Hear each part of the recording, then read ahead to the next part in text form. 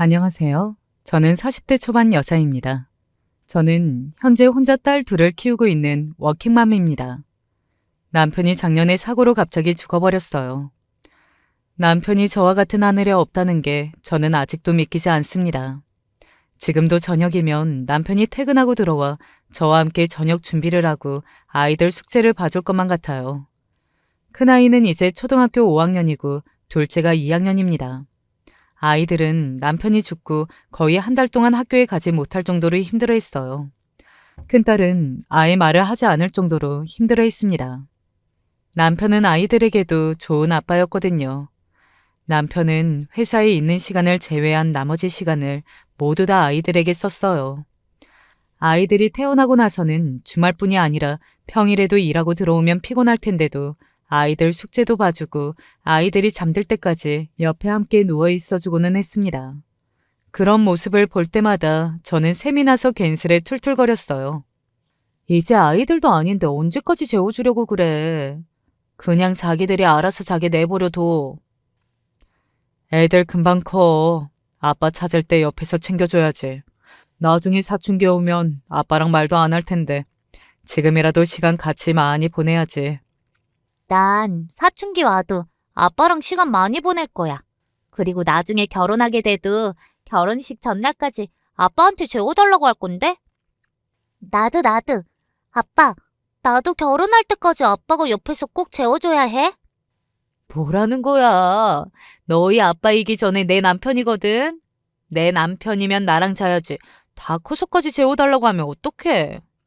아이들이 아빠를 너무 좋아해서 저까지도 셈이 날 지경이었죠. 이거 아빠는 한 사람인데 서로 다들 재워달라고 하니 큰일이네. 그냥 우리 넷이 다 같이 자야겠다. 아이들과 있다 보면 남편 생각이 더 많이 나요. 워낙 자상하고 다정한 사람이라 함께 추억이 많다 보니 저도 24시간 내내 먹지도 자지도 못할 정도로 정신을 못 차리고 있었어요. 하지만 아이들이 말도 안 하고 학교에도 못 갈 정도로 힘들어하는 모습을 보니 저마저 우울하고 있을 수는 없겠더라고요. 저는 애써 기운을 차리고 아이들에게 더 잘하기 위해 최선을 다했습니다. 그래도 제 마음이 통했는지 아이들도 서서히 이야기도 하고 학교에도 가겠다고 했어요. 아이들이 학교에 다시 가기로 한 바로 전주에 저는 아이들과 셋이서 여행을 다녀왔어요. 남편이 죽기 전 넷이서 함께 갔던 여행지였는데 다시 셋이 함께 갔습니다. 그곳에 가서 남편과 함께 왔을 때처럼 같은 코스로 여행하고 같은 식당에 가서 밥을 먹었어요. 남편이 바닷물로 뛰어들어가다가 우스꽝스러운 모습으로 넘어졌던 이야기와 남편이 맛있다고 2그릇이나 먹었던 해물라면 이야기까지 하며 오랜만에 즐겁게 웃었습니다. 물론 아이들은 한 번씩 울컥하며 눈물을 훔쳤지만 저는 꾹 참았습니다. 아이들과 즐겁게 보내고 싶어서요. 그리고 여행 마지막 날 제가 아이들에게 말했어요. 아빠랑 왔을 때도 너무 좋았었는데 우리 셋이 와서 2박 3일 동안 내내 아빠 생각하면서 여행하니까 그것도 너무 좋다. 꼭 아빠랑 같이 온 것 같고 우리 다음 주부터는 다시 우리의 일상으로 돌아가서 아빠한테도 보여주자. 우리 이렇게 잘 지내고 있다고. 그래야 아빠도 하늘에서 마음 편하게 지낼 수 있을 것 같아. 아이들은 제 말에 고개를 끄덕이면서도 눈물을 연신 흘렸습니다. 저도 2아이를 품에 안고 눈물을 쏟았어요. 그리고는 다짐했습니다. 남편을 생각하면 눈물을 쏟는 건 오늘까지만 하자. 내일부터는 남편을 가슴에 새기고 아이들을 위해 최선을 다하자. 그래야 나중에 아주 나중에 남편을 다시 만났을 때 내가 얼마나 훌륭하게 아기들을 잘 키워냈는지 남편에게 당당하게 이야기해야겠다 마음먹었어요. 사실 처음 혼자 됐을 땐 어떻게 살아야 하나 앞이 막막했습니다. 제가 결혼하고 첫 아이를 가지면서 다니던 직장을 그만뒀기 때문에 10년 가까이 가정주부로만 살았었거든요. 그러다 보니 앞으로 뭘 해서 먹고 살아야 할까 막막하기만 했어요. 장사라도 해볼까 싶어 여기저기 알아봤는데 제 조건으로는 대출도 받기 힘들더라고요. 어디 면접이라도 보러 가려고 하면 애들이 있으니 오랜 시간 집을 비우기가 어려웠습니다. 친정 부모님께 잠깐 애들을 맡기려고 해도 친정도 경제 상황이 좋지 않으셔서 두 분 다 일을 하다 보니 부탁할 데가 없었어요. 그나마 시부모님께서 친정보다는 형편이 나으세요. 그래서 당분간 제가 일을 구할 때까지만이라도 애들을 잠깐 봐주실 수 있을까 부탁을 드렸습니다. 다행히 시부모님께서 방학 동안은 애들을 봐주시겠다고 하셔서 한 달 동안 애들을 맡기게 됐습니다. 방학이 시작하고 시댁에 애들을 데리고 갔어요. 그런데 시어머니께서 저를 보자마자 고개를 휙 돌려버리시더라고요. 저는 또 왜 저러시나 싶었습니다. 사실 남편까지 죽은 마당에 이런 이야기까지 하고 싶지 않았지만 예전부터 시어머니와 제 사이가 썩 좋지 않았어요. 결혼 초기부터 시어머니께서 저에게 시집살이 아닌 시집살이를 좀 시켜서 저와 몇 번 티격태격한 적이 있거든요. 그래서 집안에 무슨 일이 있으면 항상 남편이 알아서 했어요. 제가 시어머니와 통화만 하면 서로 기분이 상해서 남편이 중간에서 고생을 좀 했었죠. 더군다나 남편이 죽었을 때도 시어머니께서 병원에서 저를 보자마자 제게 달려와서 다짜고짜 소리를 지르셨습니다. 이게 다 너 때문이야. 네가 팔자가 드세서 결국은 내 아들까지 잡아먹은 거라고. 이 사람이 지금 뭐라는 거야? 이 상황에서 가족끼리 그런 소리를 해야겠어? 시아버지께서 제게 사과를 하시며 시어머니를 끌고 나갔지만 저는 아직도 그때 그 순간을 잊지 못합니다. 결혼했을 때도 시어머니는 툭 하면 제 팔자를 운운하셨어요. 제 얼굴이 울상이라면서 마음에 안 드신다고도 했습니다. 사실 저희 친정아버지께서 새아버지세요. 제가 국민학교 때 아버지가 돌아가셔서 어머니께서 재혼하신 거예요. 새아버지께서 어머니와 재혼하시고 하시는 장사마다 망해서 어머니와 제가 고생을 좀 했습니다. 그러다 보니 새아버지께서 지은 빚을 갚느라 어머니께서 70이 넘은 지금도 식당에서 일하세요. 더군다나 친정 부모님은 그 연세에 집도 없이 전세를 사십니다. 시어머니는 저희 친정을 가지고 툭 하면 무시하면서 제 팔자가 어려서 아버지가 돌아가셨을 때부터 꼬였다는 식으로 이야기를 하셨어요. 그럴 때마다 제가 싫은 티도 내고 싫은 소리를 했는데도 시어머니는 너무 아무렇지도 않게 저에게 상처되는 말을 하시곤 했죠. 그러다 보니 시어머니와 사이가 좋을 수가 없었습니다. 남편이 죽고 나서는 시어머니와 아예 연락도 안 하고 지냈어요. 시아버지와만 종종 연락하고 지냈죠. 그래서 저도 웬만하면 시어머니께 아이들을 맡기고 싶지 않았지만 제 상황도 상황이다 보니 지푸라기라도 잡는 심정으로 시댁에 맡길 수밖에 없었습니다. 아이고, 이게 얼마만이야? 우리 손녀들 잘 있었어? 밥 안 먹었지? 할아버지가 너희 좋아하는 치킨 사왔어. 얼른 먹자. 아버님, 감사해요. 제가 일자리 구하는 대로 애들 데리고 갈게요. 그래도 시아버지께서는 워낙 저를 예뻐해 주셨어요. 시어머니께서 저를 말도 안 되는 말로 구박하고 면박을 주셔도 시아버지는 항상 제 편을 들어주셨습니다. 당시에도 제가 상황이 좋지 않은 걸 아시고 시아버지께서 먼저 나서서 애들을 봐주시기로 한 거예요. 감사는 무슨, 내가 돈이라도 많으면 생활비라도 주고 싶은데 우리 사정이 좋지 않으니 애들이라도 봐줘야지. 아니에요. 아버님께서 장례식 때도 많이 도와주셔서 그걸로 지금까지 버텼는걸요. 남편 장례식 때도 시아버지께서 장례 비용을 다 도와주시고 저에게 따로 봉투도 주셨어요. 힘들 텐데 당분간 생활비로 쓰라고요. 그 돈 아니었으면 남편 죽고 당장 저랑 애들이랑 많이 힘들었을 거예요. 다시는 얼굴 안 보고 살 것처럼 굴더니만, 거 봐라. 전륜이라는 게 그렇게 쉽게 끊어지는 건 줄 아니? 이 사람이 또 고생하는 며느리한테 괜한 소리 말고 들어가서 당신도 치킨이나 먹어. 남편이 죽었을 때 시어머니께서 저에게 하신 이야기 때문에 속상해서 장례식에서도 저는 시어머니와 한마디도 하지 않았어요. 장지에서 헤어질 때도 인사도 안 하고 애들 데리고 와버렸거든요. 그 일로 시어머니는 아직도 서운한지 저에게 투덜거리셨습니다. 그때는 제가 죄송했어요. 어머니도 힘드셔서 그런 건데 당시엔 저도 너무 힘들어서 말이 좋게 안 나왔어요. 시어머니에게 서운한 거야 많습니다. 하지만 남편 그렇게 되고 저나 어머니나 제정신이 아니었던 건 똑같아요. 남편은 저나 시어머니에게 가장 소중한 존재였으니까요. 이제와 서로를 탓해봐야 뭐 하겠어요. 남편도 없는데 서로 싸우지 말고 남은 가족들끼리라도 의지하고 위로하며 살아야 한다고 생각했습니다. 됐어. 나도 잘한 거 없는데. 들어와라. 치킨 식기 전에 먹자. 제가 먼저 죄송하다고 하자 시어머니도 머쓱하셨는지 제 어깨를 토닥여 주셨어요. 당신도 잘한 거 없다고요. 그 말에 순간 저도 울컥했지만 저는 애써 참았습니다. 그때부터였어요. 저는 어떻게든 직장을 찾기 위해 고군분투했습니다. 하지만 생각보다 쉽지 않더군요. 경력도 없는 40대 아줌마를 누가 써주겠어요. 아르바이트를 하려고 해도 늦은 시간까지 일할 수 없다 보니 버는 돈이 얼마 되지 않았습니다. 저는 결국 투잡을 뛰기 시작했어요.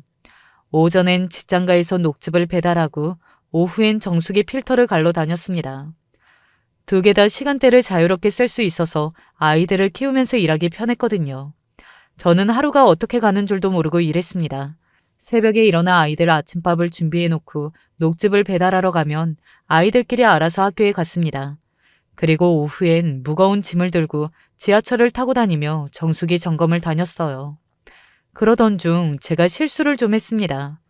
지하철을 타고 왔다 갔다 하다가 고객들 정보와 계약서가 든 가방을 두고 내리는 바람에 큰일이 날 뻔했어요. 그나마 다행인 건 분실물 센터에서 가방을 찾았다는 겁니다. 물론 윗사람한테 대판 깨지기는 했지만요. 아줌마, 운전면허 없어요? 언제까지 지하철 타고 다닐 거예요? 회사 유니폼 입고 그러고 다니면서 회사 이미지 깎아먹는 거 몰라요? 차 살 돈 없으면 회사에서 차 빌려줄 테니까 당장 운전면허부터 따요. 죄송해요. 제가 시간이 없어서 면허를 못 땄어요. 바로 운전면허 학원부터 등록하겠습니다. 아이고, 시간이 없기는 왜 없어요? 새벽이든 밤이든 다니면 되지. 암튼 아줌마들은 근성이 없다니까. 제가 지하철에 가방을 두고 내리는 실수를 안 했으면 괜찮았을 텐데 실수하는 바람에 회사에서는 당장 저에게 면허부터 따라고 했어요. 회사 로고가 박힌 유니폼을 입고 다니는 직원이 무거운 짐을 들고 지하철에 타는 걸 사람들이 보면 회사에서 직원들을 부려먹는 걸로 알고 이미지가 안 좋아진다고요. 저도 알죠. 면허도 따야 하고 차도 사야 한다는 걸요. 하지만 제 형편이 그렇지가 않았습니다. 당장 운전면허 학원에 등록할 돈도 없었어요. 아무리 투잡을 뛴다고 해도 애 둘 키우기가 여간 힘든 게 아닙니다. 학원비에 생활비에 항상 빠듯해요. 회사에 면허부터 따겠다고 말을 해놨는데 어떻게 해야 할지 몰라 고민하고 있었습니다. 그러던 어느 날이었어요. 제가 아침에 녹즙 배달을 하러 가다가 그만 지하철에서 쓰러지고 말았습니다.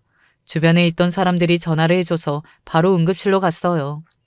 응급실 간호사가 제 핸드폰에 있는 연락처로 여기저기 전화를 했는데 마침 시아버지만 전화를 받으셔서 시아버지가 보호자로 병원에 오셨더라고요. 의사 선생님 말씀이 에미니가 밥도 잘 안 먹고 다녔는지 영양 상태가 엉망이라고 하더라. 아이고, 우리 며느리 안쓰러워서 어쩐다니. 시아버지는 누워있는 제 손을 꼭 잡으시고 고개를 푹 숙이셨어요. 그 모습에 저는 너무 죄송해서 할 말이 없었습니다. 바쁘다는 핑계로 제가 스스로를 돌보지 않은 탓에 가족들이 걱정하게 만들었으니까요. 안 되겠다. 이 시아버지가 아무리 없어도 더는 우리 며느리 고생하는 꼴을 못 보겠어. 내가 내일 당장 은행에 가서 대출 좀 알아볼 테니까 당장 일 하나는 줄이고 좀 쉬어라. 아니에요. 아버님, 저 괜찮아요. 그냥 요즘 좀 무리해서 그런 거예요. 그러니까 대출 알아보지 마세요. 진심이었습니다. 그동안 도와주신 것도 감사한데 연세 드신 시아버지께 대출까지 받게 할 수는 없었습니다. 저는 영양제만 맞고 바로 병원을 나왔어요.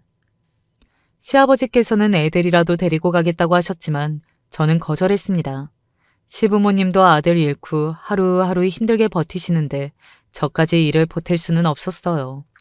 그런데 그 다음 날 생각지도 못한 일이 있었습니다. 녹즙 배달하느라 바쁘게 다니는 중에 시동생에게서 연락이 왔어요. 형수, 어제 쓰러지셨다면서 바로 출근하신 거예요? 아휴, 괜찮으세요? 아버님이 서방님한테까지 연락하셨어요? 나 괜찮아요. 요즘 좀 잠을 설쳤더니 그랬나 봐요. 제가 진작에 형수님 챙겼어야 했는데 너무 죄송해요. 제가 애들 학원비라도 보태고 싶어요. 계좌로 좀 보낼 테니까 일이라도 좀 줄이세요. 아유, 서방님, 그러지 마요. 지난번에도 도와줘서 내가 얼마나 미안했었는데. 나 진짜 괜찮으니까 돈 보내지 마요. 면목이 없다는 말이 이럴 때 하는 건가 봐요. 사실 시동생이 여러 번 돈을 보내줬어요. 미리 말도 안 하고 툭 통장에 돈을 보내놔서 연락하면 그냥 쓰시라고만 했죠. 저도 염치가 없는 게 사는 게 힘들다 보니 그 돈을 또 넙죽 받아 썼습니다. 하지만 그때야 남편 죽고 얼마 안 됐을 때라 저도 너무 힘들어서 받은 거예요. 이제는 그래도 아끼면 셋이 살만한데 또 신세를 질 수는 없었죠. 저는 끝까지 거절했습니다. 형수, 형이 저한테 어떤 형인 줄 아시잖아요. 더 못 도와드리는 게 항상 죄송해요. 그러니까 이번엔 제발 받아주세요.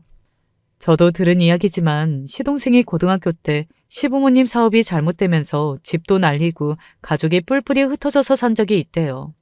그때 남편이 시동생을 데리고 살면서 시동생 대학 등록금이랑 생활비를 다 냈답니다. 시동생은 그때 일을 평생 갚아도 모자라다면서 저에게 잘해요. 시동생은 제가 쓰러졌다는 말에 놀랐는지 결국은 또 돈을 보냈습니다. 저는 받지 말아야지 하면서도 제 코가 석자이다 보니 그 돈을 또 받았습니다. 그러고는 운전면허 학원부터 등록했어요. 그리고 열심히 일해서 시부모님과 시동생에게 다 갚아야겠다 마음 먹었죠. 그런데 사는 게 참 녹록지 않습니다. 제가 먹고 사느라 정신없이 살면서도 애들한테 신경 쓴다고 썼는데 아이들 일로 속상할 일이 좀 있었어요. 글쎄 딸아이 학원에서 연락이 왔는데 큰애가 수학학원을 그만두겠다고 했다는 거예요. 저는 처음 듣는 이야기라 놀라서 아니라고 수학 그만두겠다고 한 적 없다고 했죠. 그러자 학원 선생님이 말을 머뭇거리다가 조심스레 이야기하시는데 그게 충격적이었습니다. 사실은 며칠 전에 진아가 저한테 와서 중학교 반은 학원비가 얼마냐고 물어보더라고요. 저는 어머니가 물어보셨나 보다 하고 중학교 반은 지금보다 10만 원 오른다고 이야기했는데 진아가 오늘 와서 중학교 반 안 가고 그냥 학원을 그만두겠다고 하더라고요. 제가 어머니랑 상의한 거냐고 물었는데 진아가 말을 우물쭈물 하길래 아무래도 어머니께 확인해 봐야 할 것 같아서 연락드렸습니다. 큰딸이 머리가 좋아요. 작년까지 학원도 하나도 안 다녔는데 알아서 공부를 잘해서 올해 들어 처음으로 학원을 보냈습니다. 그런데 수학을 워낙 잘 따라가서 다른 애들은 2년 동안 하는 과정을 반년 만에 끝냈어요. 학원에서도 그냥 하는 말이 아니라 과학고 준비해도 될 수준이라고 하면서 다음 달부터 중학교 과정으로 올라가도 되겠다고 하더라고요. 저야 딸아이가 똑똑하니 좋죠. 그래서 당연히 중학교 과정으로 올라가기로 했습니다. 그런데 제가 학원비가 걱정되기는 했어요. 지금도 학원 보내는 게 좀 빠듯했는데 갑자기 10만 원 올려서 보내는 게 부담이 되기도 했죠. 아이 앞에서는 그런 티를 안 낸다고 안 냈는데 아무래도 딸아이가 제가 친구랑 통화를 하는 소리를 들었나 봐요. 한 번 저녁에 방에서 친구랑 통화하면서 이런저런 하소연을 좀 했는데 그 소리를 듣고 딸이 학원에 가서 그만두겠다고 했나 보더라고요. 그 소리를 듣는데 가슴이 철렁 내려앉았습니다. 제가 자식들에게 너무 부족한 엄마인 것 같아 가슴이 찢어질 것 같더라고요. 아니에요. 애가 좀 요즘 힘들어서 그런 것 같은데 그냥 중학교 과정으로 등록해 주세요, 선생님. 애써 마음을 가다듬고 학원 선생님과 통화를 마쳤습니다. 그리고 그날 저녁 딸 방에 들어가 큰딸과 오랜만에 이야기를 나눴어요. 엄마가 이모한테 하소연하는 거 듣고 우리 딸내미가 속상해서 학원 안 다니겠다고 그런 거야? 딸, 엄마 돈 있어. 그냥 친구랑 통화하다가 보니까 괜한 투정을 좀 부린 거지. 학원 선생님께는 중학교 과정으로 등록하겠다고 했으니까 걱정하지 마. 제 딴에는 제 통화 소리를 듣고 며칠 내내 마음 졸였던 딸이 걱정돼서 이야기했는데 제 이야기에도 딸아이 표정이 별로 좋지가 않더라고요. 그러더니 딸이 한다는 말이 놀라웠습니다. 아니야, 엄마. 나 그냥 수학학원 그만 다닐래. 어차피 다녀봐야 소용없어. 초등학교 과정은 이미 다 했으니까 그냥 집에서 혼자 공부할게. 저는 딸 말이 이해가 되지 않아 왜 그러냐고 다시 물었어요. 엄마 괜찮으니까 그대로 학원에 다니라고 했습니다. 그만둘 필요 없다고요. 그런데 제가 딸을 너무 어리게만 봤나 봅니다. 제가 모르는 사이 딸이 많이 컸더라고요. 엄마가 돈 10만 원 없을까 봐 그래? 엄마 돈 있어. 걱정하지 말고 엄마가 하라는 대로 해. 네 나이에 벌써 그런 걱정하는 거 아니야? 그게 아니야. 엄마, 지금 당장은 10만 원이지만 과학고 준비하게 되면 학원비가 한 과목당 40만 원씩이래. 그러면 한 달에 200만 원 들어가는 건 일도 아니야. 엄마 혼자 일해서 그 돈을 다 어떻게 내? 괜히 지금부터 과학고 가네 마네 기대하느니 그냥 포기하고 평범하게 살래. 딸은 제 생각을 해서 하는 말이었겠지만 저는 딸 말이 너무너무 충격을 받았어요. 저 나름대로는 아이들에게 아빠의 빈자리를 못 느끼게 하려고 부족한 거 없이 키우려고 악착같이 살았는데 그게 아니었나 봐요. 제 착각이었습니다. 아이들은 제가 힘든 모습을 보고 알아서 자신들의 미래와 꿈을 하나씩 포기하고 있었던 거예요. 아빠가 없으니 우리 집은 힘들겠구나. 엄마 혼자 벌어서 셋이 사는 것도 버겁겠다. 이런 현실들을 아이들이 알아간다는 게 너무 속상했습니다. 딸의 말에 저는 도저히 괜찮다고 엄마가 다 해줄 수 있다고 말할 수 없었습니다. 딸이 무슨 마음으로 그런 소리를 했는지 생각을 하니 가슴이 아파서 입이 떨어지질 않았어요. 그날 밤 혼자 이불을 뒤집어 쓰고 얼마나 울었는지 몰라요. 한동안 잘 참고 살았었는데 그날은 밤새 남편 생각이 나서 눈물을 참을 수가 없었습니다. 남편의 빈자리가 너무나 컸어요. 이런 순간 남편이 제 곁에 있었다면 어떻게든 둘이 힘을 합쳐 딸에게 뭐든 다 해줄 수 있었을 텐데 저 혼자서는 다 이겨내고 헤쳐나갈 용기가 나지 않았습니다. 딸 말이 맞아요. 지금 당장은 학원비 10만 원 더 내줄 수 있죠. 하지만 이게 시작일 뿐입니다. 앞으로 딸이 더 잘하고 잘 돼서 정말 과학고 준비라도 시작하게 되면 지금 버는 돈의 2배는 벌어야 그나마 학원이라도 보낼 수 있을 거예요. 더군다나 과학고는 등록금도 대학 등록금만큼 들어간다고 하더라고요. 지금 당장 딸 둘 대학 등록금이나 내가 낼 수 있을까 하는 판에 과학고 등록금까지 감당하기엔 당연히 무리가 있었죠. 제가 생각지도 못했던 부분을 이제 5학년이 되는 딸아이가 생각했다는 게 너무나 속상했어요. 이 모든 상황이 다 저 때문인 것 같아 가슴이 아팠습니다. 하지만 어쩌겠어요. 이게 저와 딸들의 현실인걸요. 어쩌면 시어머니께서 하셨던 말이 맞는지도 모르겠습니다. 제 팔자가 세서 어릴 때 아버지도 잃고 젊어서 남편까지 잃었나 봐요. 그래서 자식들까지 마음고생을 시키는지도 모르겠습니다. 제 일은 제가 다 알아서 극복하고 해결하면서 살 수 있지만 자식 일은 그렇지가 않더군요. 그러면 안 되는데 저는 자꾸만 우울한 생각에 빠져 헤어나올 수가 없었습니다. 그 일로 저는 한동안 마음이 좋지 않았습니다. 그리고 집안 곳곳에 있는 남편 사진을 볼 때마다 괜히 화가 났어요. 아직 어린 딸들을 두고 혼자 떠나버린 남편이 원망스러웠습니다. 사랑한다면서 평생 우리 넷 행복하게 살자고 약속할 때는 언제고 말 한마디 없이 아이들과 저를 버리고 떠나버린 남편이 원망스러웠습니다.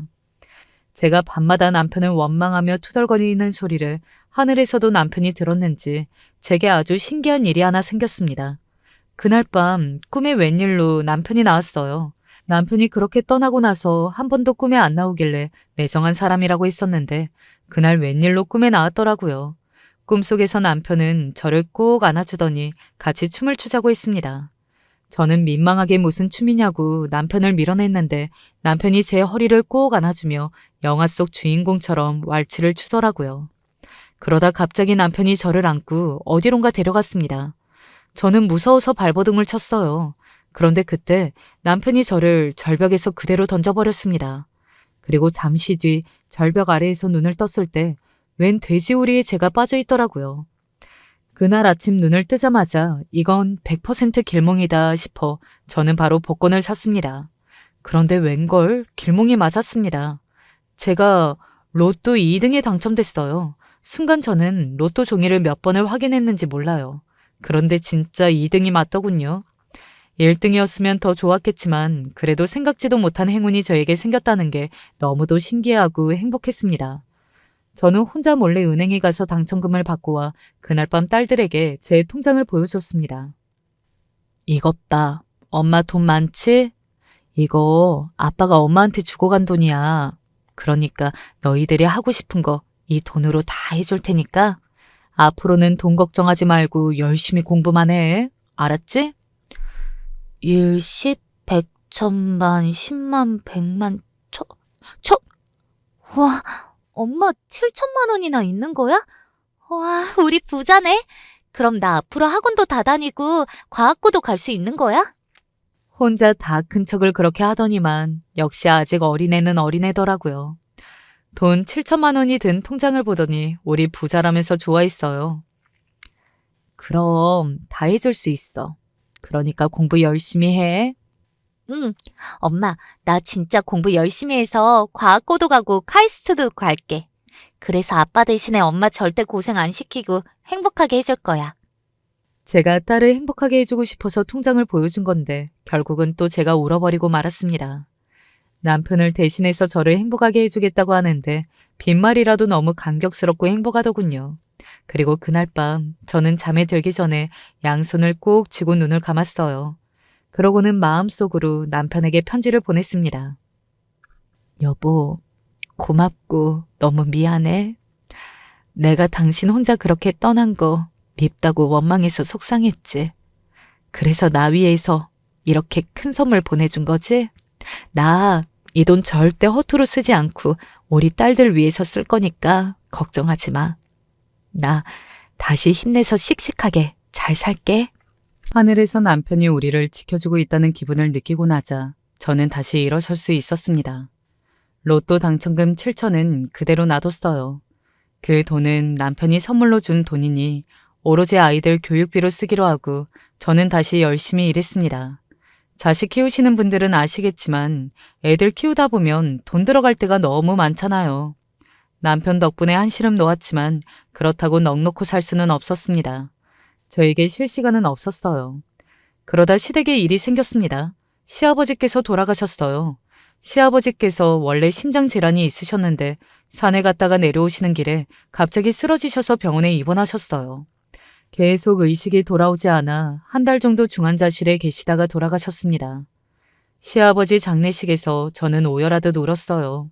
시어머니와 시동생이 너무 힘들어해서 저라도 정신 차리고 조문객을 맞이해야 했었는데 저마저도 정신을 못 차리고 실신할 정도로 울어서 장례식장은 곡소리밖에 나지 않았어요. 시아버지께서 돌아가시고 나서야 저는 알았습니다. 제가 시아버지를 얼마나 사랑했는지 말이죠.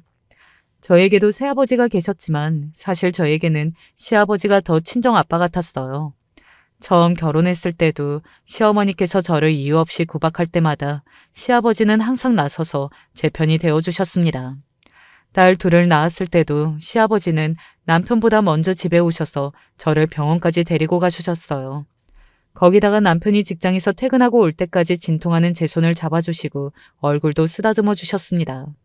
더군다나 일하느라 바쁜 친정 부모님을 대신해서 시아버지께서 종종 아이들을 봐주셨어요. 심지어 주말 동안 애들을 봐줄 테니 저와 남편에게 데이트하고 오라고도 해주셨죠. 당시에는 당연한 일이라고 생각했는데 나중에 생각해보면 세상에 그런 시아버지가 어디 계실까 싶어요. 주변에 이야기하면 다들 부러워할 정도로 시아버지는 저를 딸처럼 대해주셨어요. 남편이 그렇게 되고 나서도 저는 정신이 없어서 연락도 못 드렸는데 시아버지는 자주 저에게 연락하셨어요. 밥은 먹었냐, 잠은 좀 잤냐 물어봐 주시는데 그것만으로도 감사했습니다. 당신도 아들을 잃고 많이 힘드셨을 텐데 며느리인 저를 더 걱정하고 챙겨주셨으니까요. 시아버지께서 돌아가셨을 때는 정말 너무 서러운 느낌이 들었습니다. 제가 사랑하고 의지하는 사람들은 왜 이렇게 빨리 세상을 떠날까 싶어서요. 장례식장에 앉아 시아버지의 영정사진을 보고 있어도 시아버지께서 돌아가셨다는 게 실감이 잘 나지 않았습니다. 그런데 시아버지의 장례식장에 생각지도 못한 사람이 왔습니다. 너무 울어서 눈도 제대로 뜨지 못하고 시아버지 영정사진 앞에 앉아 있었는데 웬 남자가 와서 저에게 아는 체를 하더군요. 안녕하세요, 재수씨. 저 기억하시겠어요? 저 민수 과장이랑 같이 일했던 오 부장이에요. 조심스레 제게 다가와 인사를 하는데 처음엔 누군지 몰라 한참을 들여다봤습니다. 그런데 남편과 함께 일했던 오 부장이라고 이야기를 하니 기억이 나더군요. 남편 장례식 때 본 기억이 났어요. 당시에 남편 회사 사람들이 많이 왔었는데 남편이랑 같은 부서라면서 저에게 인사도 하고 아이들에게 살갑게 이야기했던 기억이 나거든요. 더군다나 더 기억에 남았던 게 조의금을 50만 원이나 해서 더 기억이 나요. 아, 부장님, 기억나요. 와주셔서 감사합니다. 시동생이 남편이 생전에 사용했던 핸드폰을 가지고 있었는데 남편 핸드폰 안에 있는 사람들에게도 시아버지 부고 메시지를 보냈나 봐요. 남편이 이제 없어서 그런지 남편 친구들도 아무도 안 왔는데 그 부장은 장례식까지 참석했더라고요. 저는 그 마음이 고마워서 식사하고 나갈 때까지 인사를 드렸습니다. 아이고, 재수 씨 안 나오셔도 돼요. 민수 사고로 그렇게 가고 그간 얼마나 힘드셨어요. 힘드신데 괜히 제가 더 보탤까봐 연락도 못 드렸습니다. 아니에요. 남편도 없는데 이렇게 멀리까지 와주시고 저야말로 너무 감사하죠. 남편이 워낙 직장에서의 일은 잘 이야기하지 않는 사람이라 정말 친한 동기 한두 명 말고는 제가 남편 직장 동료들은 잘 몰라요.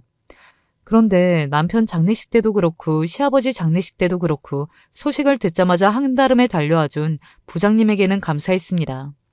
그래서 장례가 끝나고 나서도 제가 따로 인사도 드렸어요. 마침 명절이라 가족들하고 나눠 드시라고 과일을 보냈습니다. 그러자 또 고맙다고 연락을 주셨더라고요. 정신 없으실 텐데 뭐 그런 걸 또 챙겨주셨어요. 나중에 혹시나 힘든 일 있으시면 주저하지 말고 연락해 주세요.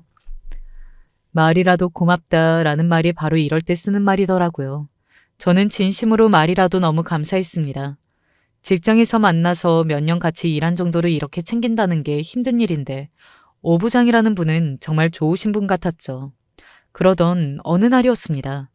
아침에 일어나 아이들을 학교에 보내고 출근할 준비를 하고 있는데 아침에 메시지 하나가 도착했어요.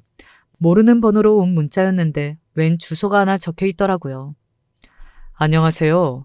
이쪽 주소로 녹즙 배달을 받고 싶어서요. 다른 직원들이 먹을 것까지 넉넉하게 가져와 주세요. 누군지도 모르는 사람이 녹즙을 배달해달라고 적혀 있었습니다. 저는 누군가 싶어 전화번호부를 다 뒤져봤는데도 도저히 누군지 모르겠더라고요. 그런데 메시지를 보다 보니 메시지에 적힌 주소가 어딘지 낯이 익었어요. 다시 한번 주소를 읽어보니 남편이 생전에 다녔던 회사 주소더라고요. 저는 순간 누구지 싶었습니다. 남편 회사에 아는 사람이라고는 전에 같이 일했던 부장님 말고는 없거든요. 그 부장님이야 남편 죽었을 때랑 시아버지 돌아가셨을 때도 장례식까지 와주셨으니 제가 그분은 잘 알죠. 제가 답례푼도 보낸 적이 있기에 부장님 핸드폰 번호는 알고 있었습니다. 그 부장님이 아니라면 도대체 누가 보낸 메시지일까 싶었는데 생각해보니 오 부장님께서 혹시나 저를 위해 다른 직원들한테 제 소개를 한 건 아닐까 싶었어요. 시아버지 장례식장에 오셨을 때 저에게 어떻게 지내냐고 물어서 제 명함을 한 장 드렸었거든요. 녹즙 배달하는 거면 일이 너무 힘들지 않으세요? 무거운 거 들고 건물 여기저기 돌아다니는 거 쉽지 않으실 텐데. 생각해보니 그때도 오 부장님께서 제 걱정을 해주셨어요. 녹즙 배달 힘들지 않냐고요. 전에 차 없을 때는 많이 힘들었는데 지금은 면허도 따고 중고차이기는 해도 제 차로 다닐 수 있어서 많이 수월해졌어요. 애들 키우려면 힘들어도 참고 해야죠. 아유, 재수 씨 대단하시네요. 민수 과장은 사람이 착하기만 하고 순에 빠져서 이 험난한 직장 생활을 어떻게 할까 항상 걱정됐었는데 재수 씨는 씩씩하고 용감한 게 멋지시네요. 남편이 생전에 다녔던 회사에 제가 녹즙 배달하는 걸 아는 사람은 그때 그 부장밖에 없으니 그 부장이 소개한 거겠구나 싶은 생각에 저는 메시지로 약속한 시간에 맞춰 남편이 다니던 회사로 갔습니다. 그런데 저는 남편 회사에서 믿을 수 없는 사실을 알게 됐어요. 남편이 생전에 다녔던 회사에 도착해 엘리베이터를 타고 올라가 사무실로 들어가려던 순간 뒤에서 인기척이 나더니 저에게 누군가 다가왔어요. 저기 민수 아내분 맞으시죠? 안녕하세요.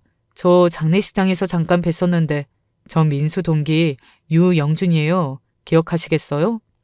저는 흠칫 놀라서 뒤를 돌아봤습니다. 바로 이 남자가 저에게 메시지를 보낸 남자 같더라고요. 그런데 이 남자는 녹즙 때문에 저를 부른 게 아니었습니다. 제가 재수 씨한테 꼭 보여드려야 할 게 있어서 연락드렸습니다. 저와 잠시 함께 가주시겠어요? 남자는 다짜고짜 저에게 꼭 보여줘야 할 게 있다면서 따라오라고 했습니다. 사실 장례식장에 남편 동료와 친구들이 워낙 많이 왔다 같아서 기억이 잘 나지는 않았어요. 당시에 제가 워낙에 정신이 없는 상태라 제대로 인사도 못했거든요. 아무리 남편 동료라고 해도 처음 보는 남자를 따라가는 게 맞는 건가 고민은 됐지만 남자가 남편 이름까지 알고 있고 제 연락처까지 알고 있으니 설마 이상한 사람일까 싶어 저는 남자의 뒤를 따라갔습니다. 이상한 사람이면 바로 오 부장님께 연락을 드리면 되겠지 싶었어요. 그런데 잠시 후 저는 생각지도 못한 광경을 목격하게 됐습니다. 남자가 데리고 간 곳은 다름 아닌 사무실 내의 CCTV를 확인할 수 있는 영상실이었어요. 저는 이게 뭔가 싶어서 여긴 왜 온 거냐고 남자에게 물었습니다. 그러자 남자가 주변을 의식하며 둘러보더니 저에게 이 영상부터 보라고 하더군요. 그러더니 영상 하나를 클릭했어요. 그리고 잠시 후 화면에는 남편의 모습이 보였습니다. 의식적으로 CCTV 영상 위에 보이는 날짜를 확인했더니 지금으로부터 3달 전이더군요. 영상으로나마 남편이 살아서 움직이는 모습을 보게 되자 저도 모르게 손이 덜덜 떨렸습니다. 순간 온몸이 긴장되면서 덜컥 겁이 났어요. 보기 힘드시겠지만 끝까지 봐주셔야 돼요. 그리고 이 영상이 재수 씨와 민수에게 꼭 힘이 됐으면 좋겠습니다. 남자의 말에 저는 손을 꼭 쥐고 영상을 자세히 봤어요. 그런데 잠시 뒤 영상 속에는 남편뿐만이 아니라 웬 남자가 한 명 더 나타났습니다. 저는 그 사람이 아무래도 낯이 익어 화면 앞으로 가까이 갔습니다. 그런데 역시나 화면 속 남자는 제가 아는 사람이었어요. 그 남자는 바로 장례식장에 왔던 남자예요. 남편과 가까운 사이라고 하던 오 부장이었습니다. 그런데 그 부장이 믿을 수 없는 행동을 했어요. 손에 들고 있던 서류를 남편에게 던지더니 다짜고짜 남편의 멱살을 잡았습니다. 그러고는 남자가 도대체 뭐라고 했는지 남편은 바보처럼 고개를 푹 숙이고 부장의 손에 멱살을 잡힌 채 이리저리 휘둘렀어요. 그 순간 저는 너무 놀라서 입이 벌어졌어요. 저 남자가 저에게 웃으며 남편과 각별한 사이였다고 말했던 바로 그 남자가 맞나 싶어서요. 저 사람 오 부장이잖아요. 그 사람이 남편한테 왜 저러는 거예요? 분명 둘이 각별한 사이라고 했는데. 재수 씨가 오 부장을 알아요? 어떡해요? 설마 오 부장도 민수 장례식장에 왔었어요? 남편 동기는 제가 오 부장을 알고 있다는 사실에 놀란 눈이 휘둥그레졌습니다. 남편 장례식장에도 왔었고 얼마 전 저희 시아버지 돌아가셨을 때도 장례식장에 왔었어요. 하, 말도 안 돼, 나쁜 새끼. 자기가 어떻게 거기를 와? 심지어 민수 아버지 장례식장에도 왔다고요? 양심도 없는 새끼. 오 부장이 남편 장례식과 시아버지의 장례식장에 왔었다는 사실에 남편 동기는 분노했습니다. 사람이 얼마나 뻔뻔하면 그럴 수가 있냐고요. 재수 씨, 여기서 끝이 아니에요. 영상이 더 있어요. 잠시 뒤 남편의 동료는 다른 영상도 하나 더 틀어줬어요. 조금 전 보여줬던 영상으로부터 며칠 뒤 영상이었죠. 이번 영상에도 남편과 부장만 등장했습니다. 그런데 이번엔 멱살잡이로만 끝나지 않더군요. 부장은 도대체 뭐가 저렇게 화가 났는지 남편에게 뭐라고 마구 소리를 지르더니 하다하다 남편의 뺨을 때렸습니다. 거기다가 충격적인 건 한 대도 아니고 여러 번 뺨을 갈겼어요. 그리고 다음 영상에서는 남편이 부장 앞에 무릎을 꿇고 앉아 있었습니다. 저는 순간 정신이 혼미해 비틀거리고 말았습니다. 재수 씨, 괜찮아요?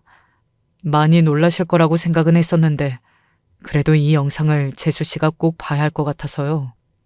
그쪽은 도대체 이걸 어떻게 찾은 거예요? 혹시 우리 남편이 무슨 이야기라도 한 게 있었어요? 저는 혹시나 남편이 회사 동료에게라도 남긴 말이 있는 건가 싶어 물었습니다. 그런데 그건 아니었대요. 남편 동료도 우연히 알게 됐답니다. 최근에 제가 회사에서 민수 자리를 정리했는데 거기서 수첩 하나가 나왔어요. 그런데 그 수첩 뒤에 일기처럼 메모가 되어 있었는데 그게 꼭 유서를 써놓은 것 같아서. 남자는 조심스레 유서라는 말을 하더니 주머니에서 남편의 수첩을 꺼냈습니다. 그 수첩에는 일기처럼 몇 장이 적혀 있었는데 그 일기장에는 오부장이라는 인간에 관한 이야기만 잔뜩 적혀 있었어요. 오부장에게 당한 괴롭힘에 대해 아주 상세하게 다 적혀 있었습니다. 그 글을 보는데 저도 모르게 눈물이 뚝뚝 떨어졌습니다. 알고 보니 3개월 전 그 부장이라는 인간이 자신이 실수한 걸 남편에게 덮어 씌웠나 봐요. 자기 한 번만 살려달라면서 남편에게 도와달라고 애원했답니다. 그런데 남편은 그렇게 할 수 없다고 했고 그때부터 회사에서 자기 위치가 곤란해진 부장이 뒤로 몰래 남편을 괴롭혔나 보더라고요. 부장은 아침마다 문자로 내가 출근하는 길에 교통사고로 죽어버렸으면 좋겠다고 보냈다. 그리고 나와 결혼한 아내, 그리고 내 자식들까지 나 때문에 인생이 불행해질 거라고 매일같이 막말을 해댔다. 점심시간이면 따로 비상구로 불러내 갖은 막말과 폭언으로 사람을 미치게 만들었고 내가 하지도 않은 실수를 했다면서 위에 거짓으로 보고하여 곤란하게 만들었다. 내가 회사를 그만둘 때까지 괴롭힐 거라고 저주했으며 내가 회사를 그만두지 않으면 내가 스스로 목숨을 끊을 때까지 괴롭히겠다고 했다. 오 부장은 결국은 나를 무릎까지 꿇도록 만들었다. 저는 남편의 일기를 채 반장도 읽지 못한 채 수첩을 덮어버렸습니다. 마음이 아파서 도무지 읽을 수가 없더라고요. 남편은 지난 3개월 동안 이런 일을 당하고도 어떻게 일절 저에게 말도 하지 않았는지 모르겠어요. 평소에도 부장 때문에 미치겠다고 한 적은 있었는데 민수한테 이런 일이 있었는지는 정말 꿈에도 몰랐어요. 그 부장 새끼 사람들 앞에서는 그렇게 좋은 사람인 척을 하더니만 나쁜 새끼.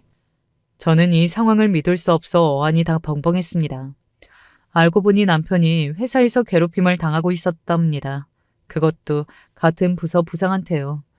그 부장은 회사에서 겉으로 보기엔 사람 좋기로 유명한 사람이었대요. 남편 동기인 친구도 그 부장에게 이런 모습이 있을 거라고는 생각도 못했답니다. 남편이 한 번씩 지나가는 말로 부장 때문에 힘들다고 했을 땐 동료도 직장인이라면 의례적으로 하는 이야기 정도로 가볍게 생각했대요. 말해 뭐 하겠어요. 저도 그 남자를 2번이나 만났는데 좋은 사람이라고 생각했으니 말 다 했죠. 남편에게 이런 일이 있을 거라고는 상상도 못했습니다. 같이 살비비며 산 세월이 몇 년인데 남편이 죽고 싶어 하는지도 몰랐어요. 더군다나 남편의 죽음에는 우리 가족들만 알고 있는 비밀이 있습니다. 주변에는 남편이 사고사라고 말했지만 사실 남편은 사고사가 아니에요. 남편은 스스로 목숨을 끊었습니다.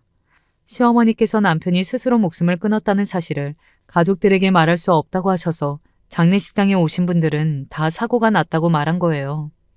저도 아이들에게 진실을 도무지 말할 수 없어서 시어머니의 말씀대로 한 거고요. 남편 가까운 지인들이나 회사 동료들은 남편이 사고로 죽은 걸로 알고 있었으니 남편이 회사 일 때문에 힘들었을 거라고는 생각도 못했던 거죠.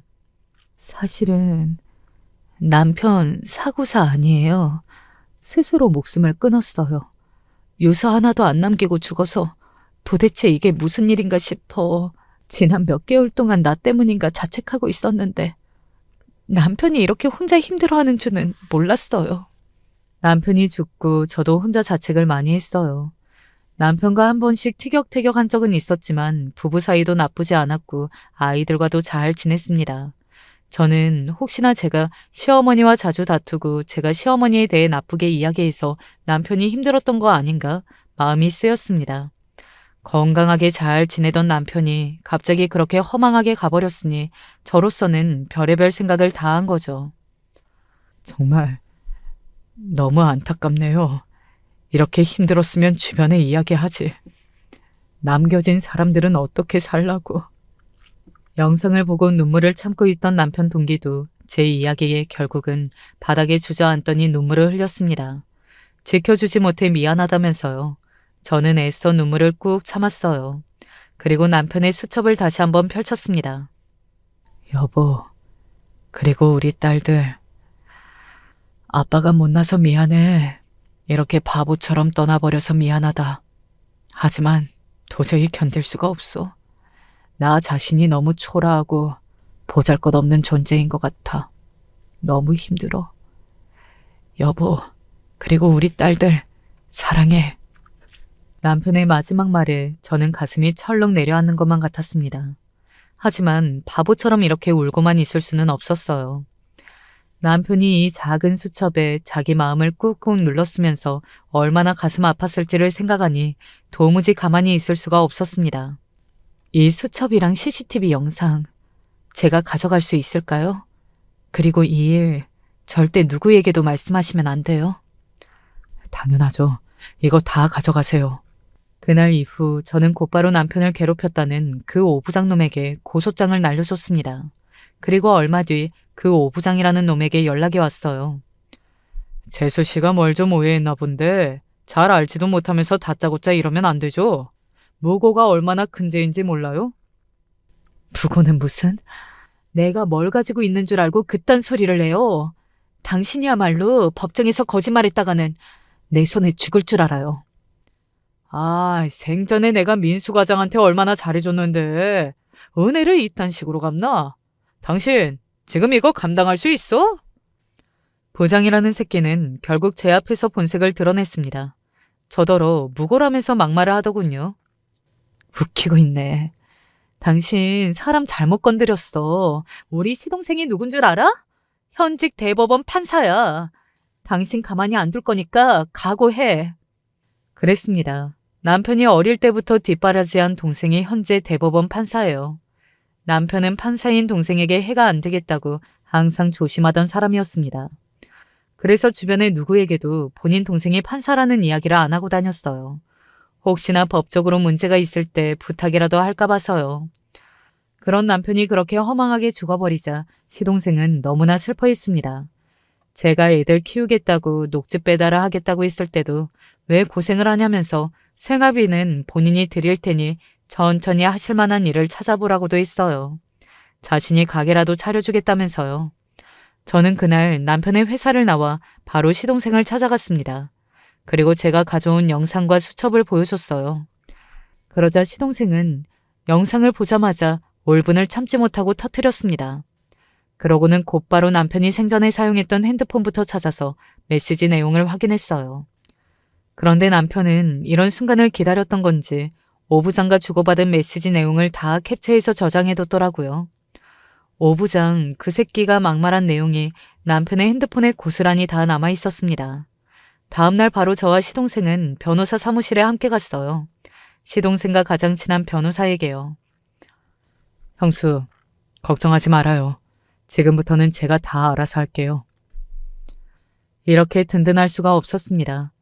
남편 회사에서 처음 영상을 봤을 땐 자리에 제대로 서 있을 수도 없이 겁이 나서 다리가 후들거렸어요. 그런데 시동생을 만나는 순간 불안감과 초조함은 모두 다 사라지고 그 부장 새끼에게 복수할 생각만 했습니다. 그렇게 소송을 시작한 저는 6개월 동안 법원을 드나들며 그 부장 새끼를 만나야 했습니다. 그 부장 새끼도 어디서 제법 큰 로펌에다가 의뢰를 해서 싸움은 생각보다 길어졌어요. 결국 바로 몇 주 전에야 1심 선고가 끝났습니다. 가해자인 부장은 징역 2년 8개월을 받았어요. 저는 그것도 부족하다 생각했지만 시동생 말이 그게 최선이라고 하더군요. 더군다나 더 기가 막힌 건 가해자인 부장 새끼가 억울하다면서 항소심을 제출했다는 거예요. 그나마 다행인 건 부장이 회사에서 잘렸다는 겁니다. 그리고 얼마 전 남편이 다니던 회사에서 연락이 왔어요. 남편의 사망에 관한 깊은 외도를 한다면서 회사 차원에서 위로금을 보내겠다고 하더군요. 다음 기일까지 2달 정도 남았습니다. 저는 어떻게든 부장 새끼가 감옥에서 썩어 죽어버렸으면 좋겠어요. 여러분께서 그 나쁜 놈에게 정당한 벌이 내려지기를 함께 기도해 주세요. 그리고 저도 끝까지 지치지 않고 힘낼 수 있도록 응원해 주시기를 바랍니다. 저의 우울한 인생 이야기 끝까지 들어주셔서 감사해요. 여러분의 앞날에는 행복한 일만 가득하시길 바라겠습니다. 안녕하세요. 누구나 살면서 한 가지씩은 강하게 열망하긴 하는데 계속 시간이 지나면서 점점 옅어지고 후회로 남게 되는 것 같아요. 저는 아니지만 저희 장모님의 경우를 보면 솔직히 좀 마음이 안 좋더군요. 인생이란 진짜 뭔가 싶어 다른 분들의 생각도 듣고 싶어서 사연을 남기게 되었습니다. 요즘 세대들은 시집 장가 가서 완전히 독립하기 힘들다고 흔히들 말하는데요. 저는 그쪽에 속하기도 하고 아니기도 합니다. 보통 시댁 고부 갈등이 많은 편이지만 우리 부부는 장모님과 가까이 살면서 도움을 많이 받았어요. 무뚝뚝한 사위가 가끔 불만이실 수도 있는데 장모님은 늘 기운차게 인사를 해주셨고 가족들 하나라도 더 먹이겠다고 살뜰히 집안을 돌보셨어요. 장모님, 힘드시죠? 저희 아이도 돌봐주시고 저희가 넉넉히 용돈도 못 드려서 죄송해요. 아유, 죄송하긴. 나야말로 손주 볼 수 있어 좋지. 자넨 그런 걱정하지 말고 그저 건강관리 잘하고 밥 잘 먹고 다니게나. 알았지? 네, 감사합니다, 장모님. 언젠가는 장모님께 너무 죄송한 마음에 저렇게 말씀드렸는데 오히려 괜찮다며 요즘 힘든 건 없냐 저를 위로해 주시던 장모님이었지요. 그렇게 부부 각각의 커리어는 완전히 독립해 있으면서도 생활적인 부분은 여전히 부모님께 속해 있는 입장이었는데요. 사실 장모님은 이뿐 아니라 저 좋아하는 반찬이며 하는 것들을 잔뜩 가지고 와 챙겨주시기도 했어요. 엄마, 사위사랑이 대단하네, 대단해. 아니, 연근조림이며 오징어채, 고구마전. 이건 또 뭐야? 잡채까지. 아주 명절이네, 명절이야. 힘들지도 않어? 힘들긴 금방 하는 건데. 맛있게 먹게나? 오죽하면 아내가 저렇게 말할 정도였는데 그때마다 장모님은 한 번도 힘든 기색 하나 내보이지 않으셨어요. 제가 잘 먹으면 그 모습을 그저 흐뭇하게 지켜보실 뿐이었죠. 아무쪼록 장모님을 얻은 게 참 복이다 싶어 행복한 나날을 보내던 중 걸어서 5분 거리에 있는 장모님 댁을 늘 오가고 시간을 보내고 돌 무렵에 맡겼던 아이들이 초등학생이 되어 중반을 달리고 있을 때쯤 갑자기 청천벽력 같은 소리를 듣게 되었습니다. 한창 일이 바빠서 정신이 없는 와중에 같은 회사 타부서에 있는 아내에게 전화가 온 것이었습니다. 지금 생각해보면 아내의 목소리는 상황에 맞지 않을 정도로 조용했습니다. 여보, 우리 엄마 암이래. 듣고 너무 당황해서 말이 나오지 않았어요. 아무래도 친자식인 아내가 느끼는 상실감까진 아니더라도 저 역시 무척 비통한 기분이 되었습니다. 저와 아내는 빠르게 집으로 달려갔고 이것저것 진단을 받으신 장모님은 그날따라 무척 기운이 없어 보이셨어요. 장모님, 아, 자네 들었는가? 장모님은 힘겹게 말을 하시더군요. 아내는 그때도 감정을 억누르며 제대로 울지도 못했고 차근차근 병원에서 들은 이야기를 물어나가기 시작했어요. 결국 몇 개월 남지 않았다는 것이었고 갑작스럽게 찾아온 죽음에 대해서 그저 수긍하는 수밖에 없다는 결론으로 끝나게 되었어요. 아내는 안방에 들어가서 이불을 뒤집어 쓰고 소리가 안 나가도록 힘겹게 울고 있더군요. 모든 게 다 자기 탓이라며 자책하는 아내를 보니 저도 너무나 죄스러웠습니다. 그렇게 우리는 고통스러운 날들을 보내면서 제가 잠깐 휴가를 냈고 장모님의 이후 치료를 위한 수속들이나 여러 가지들을 함께 따라다니며 정리했습니다. 겨우 받아들이긴 했지만 정말 얼마 남지 않은 날들을 갑자기 선고받고 나니 우리에게 있어선 장모님의 존재가 너무나 크게 느껴졌습니다. 무슨 일을 해도 무엇을 정해도 무조건 다 장모님을 우선순위로 행동하게 되었는데요. 아내는 그 사이 제대로 마음을 추스릴 수 없어 몇 번이나 울며 토하기도 했고 저 역시 최선의 것으로 도울 수 있게 많은 것들을 알아보고 뛰어다녔습니다.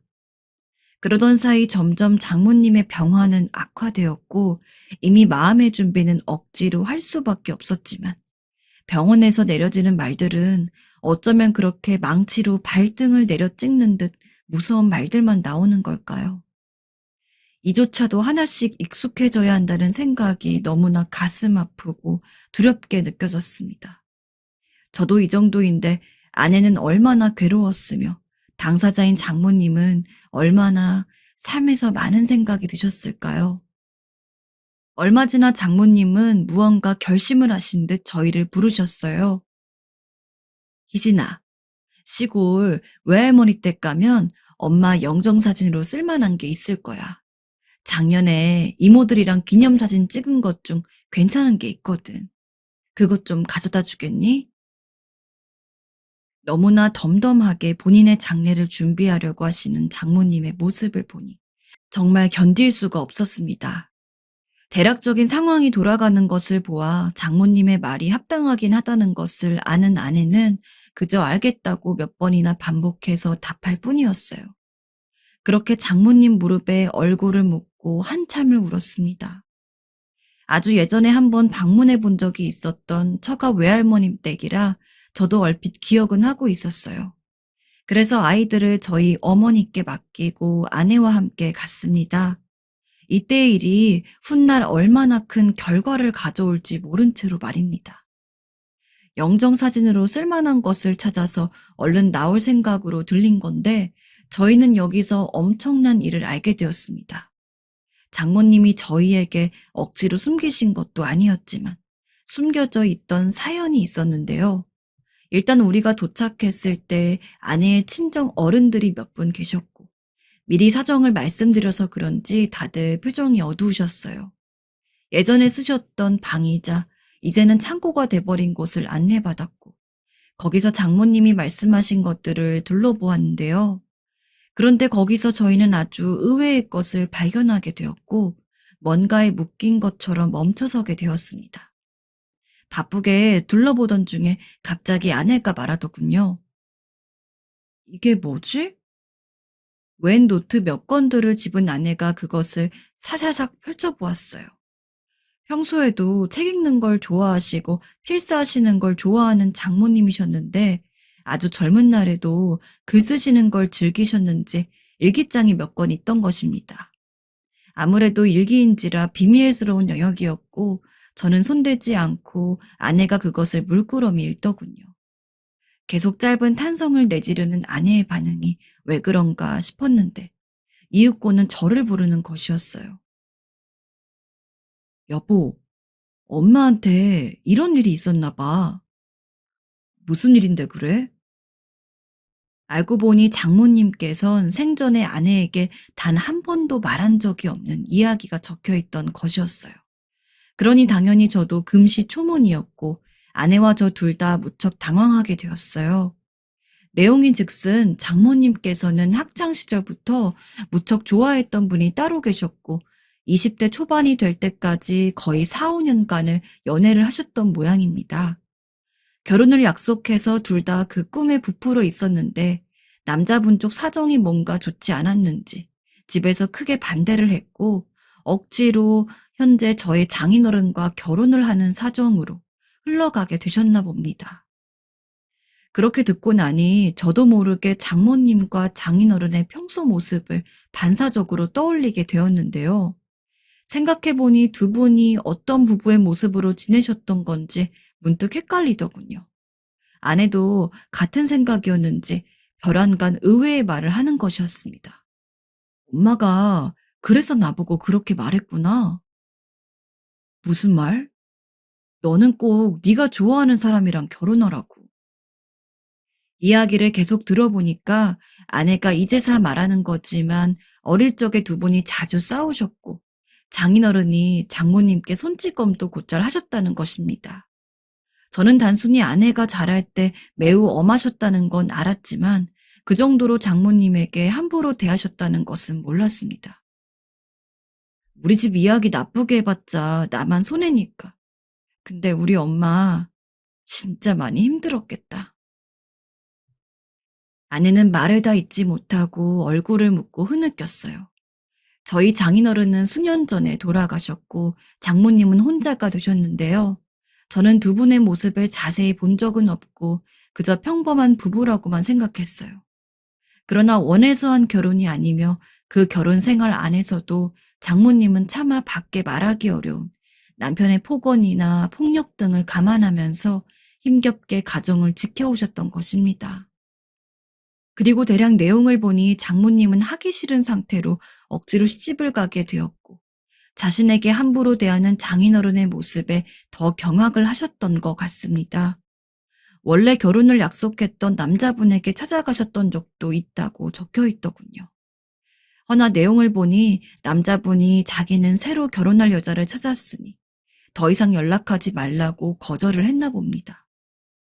장모님은 결혼 생활로부터 도망가고 싶었는데 그렇게 좋아했던 분 역시 새로 가정을 꾸린다며 이별을 고하니 당시 무척 상심이 크셨던 것 같더군요. 그렇게 계속 쭉 본인의 불안하고 살얼음을 걷는 것 같은 가정 생활을 유지해 오셨던 것 같습니다.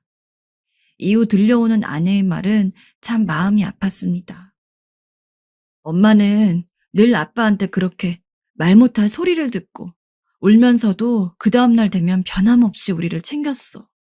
아무렇지 않은 척하느라 얼마나 힘들었을까. 일기장이 몇 건 더 있어서 살펴보니 못내 이루어지지 못한 그 분에 대한 그리움이 무척 힘겹도록 녹아있더군요. 결혼 생활에서 느껴지는 피로감과 자신의 일생에서 하고 싶은 대로 하지 못한 것에 대한 아픔이 겹겹이 쌓여 모든 걸 제자리로 돌리고 싶다는 바램들이 가득하게 적혀 있었습니다. 아내가 어릴 때 장모님은 강압적인 장인어른과 살면서 달리 풀 방법이 없어서 매번 책을 읽거나 필사를 하셨다던데 그 중에 일기장도 있었나 봅니다. 아마 이런 내용들이 있으니 더 이상 집에 둘 수는 없고 버릴 수도 없어 친정에 갖다 두셨던 것 같아요. 이런 내용들을 알게 되었고 밥이라도 먹고 가라는 어른들의 말씀에 함께 식사를 하게 되었는데요. 그 사이 궁금한 게 많았던 아내는 여러 가지 내용들을 엿주게 되었습니다. 다 들으신 이모님이 이제는 말 못할 것도 없다는 듯 입을 여시더군요. 그래, 니네 엄마 그렇게 결혼하고 싶어 했던 우식이가 있어. 사실 할아버지 할머니도 잘 살라고 니네 아빠랑 결혼시킨 건데 그렇게 힘들 줄 누가 알았겠어. 니네 엄마도 독한 게 할아버지 돌아가실 때까지도 결혼 생활 힘든 거 말 안 했잖니. 나중에 내가 듣고 얼마나 속이 터지던지 제보 쫓아가서 얼마나 따지고 싶었는지 몰라. 우식이랑 살게 했으면 저런 꼴 안 당했을까 생각했지. 아내 역시 그간 아빠가 엄마에게 함부로 하는 것을 보고 힘들었다고 하더군요. 늘 엄마를 불쌍하다고 생각했는데 그런 사정이 있었다는 걸 아니까 더 괴로워진 것 같았어요. 갑자기 결심을 한 듯 말을 하는데 여지껏 아내에게 본 적이 없는 모습이라 저도 좀 놀랐습니다. 나 엄마 가시기 전에 그분 만나게 해드리고 싶어요. 저도 듣고 당황했는데 이모님도 듣고 무척 놀라셔서 바로 답하시더군요. 얘 좀 봐. 지금 찾아줘서 뭐하게. 그러자 아내는 이내 울음을 터뜨리며 말했고 우리 모두 숙연해질 수밖에 없었어요. 왜요? 엄마 평생 하고 싶은 거 하나도 못 해보고 저렇게 가는데 평생 아빠한테 쥐어 사느라 취미도 친구도 마땅히 없었잖아요. 엄마가 좋아했던 거 하나라도 보고 가는 게 뭐가 나빠요? 그 말을 들으니까 얼마나 가슴이 아프던지 아내가 뭘 느끼고 있는지 저릿저릿하게 느껴지더군요. 이모님은 대답을 못하시고 가만히 계시더니 멍하니 허공을 보며 눈물을 훔치셨어요. 그 길로 저와 아내는 올라오게 되었고 장모님께 사진을 전달드린 뒤 외할머니 댁에서 나누었던 이야기에 대해서는 굳이 말씀드리지 않았어요. 한창 투병 중이시라 괴로워하셨던 때였고 아내는 그 모습을 보니 더 확신이 온 것 같았어요. 여보, 나 사실 올라오는 길부터 그분 찾아봤어. 뭔가 닿을 만한 구석이 있을까 싶어서. 저도 그날 아내가 한 말에 대해 틀릴 게 없다는 생각이 들었고 결국 함께 수소문해서 찾아보게 되었어요. 한창을 우리끼리 열심히 찾아 헤맸지만 아는 실마리가 몇 개 없어서 그런지 크게 수확은 없었고 결국은 장모님의 힘을 빌리는 수밖에 없었습니다. 결국 아내와 저는 어렵사리 입을 떼게 되었고 장모님의 반응은 예상했던 반응이 아니라서 더 놀랐습니다. 뭐라고? 아이, 너희가 그 일을 어떻게 알게 된 거야?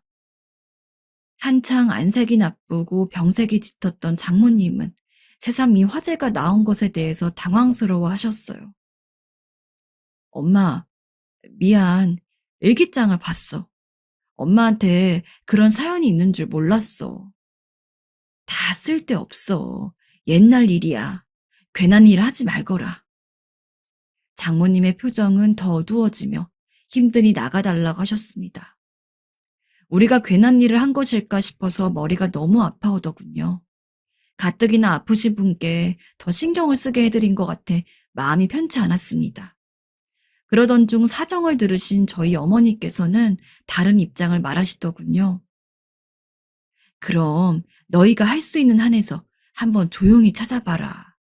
알아봤는데도 만나기 싫으시다고 하면 그때 말하면 되는 거 아니니.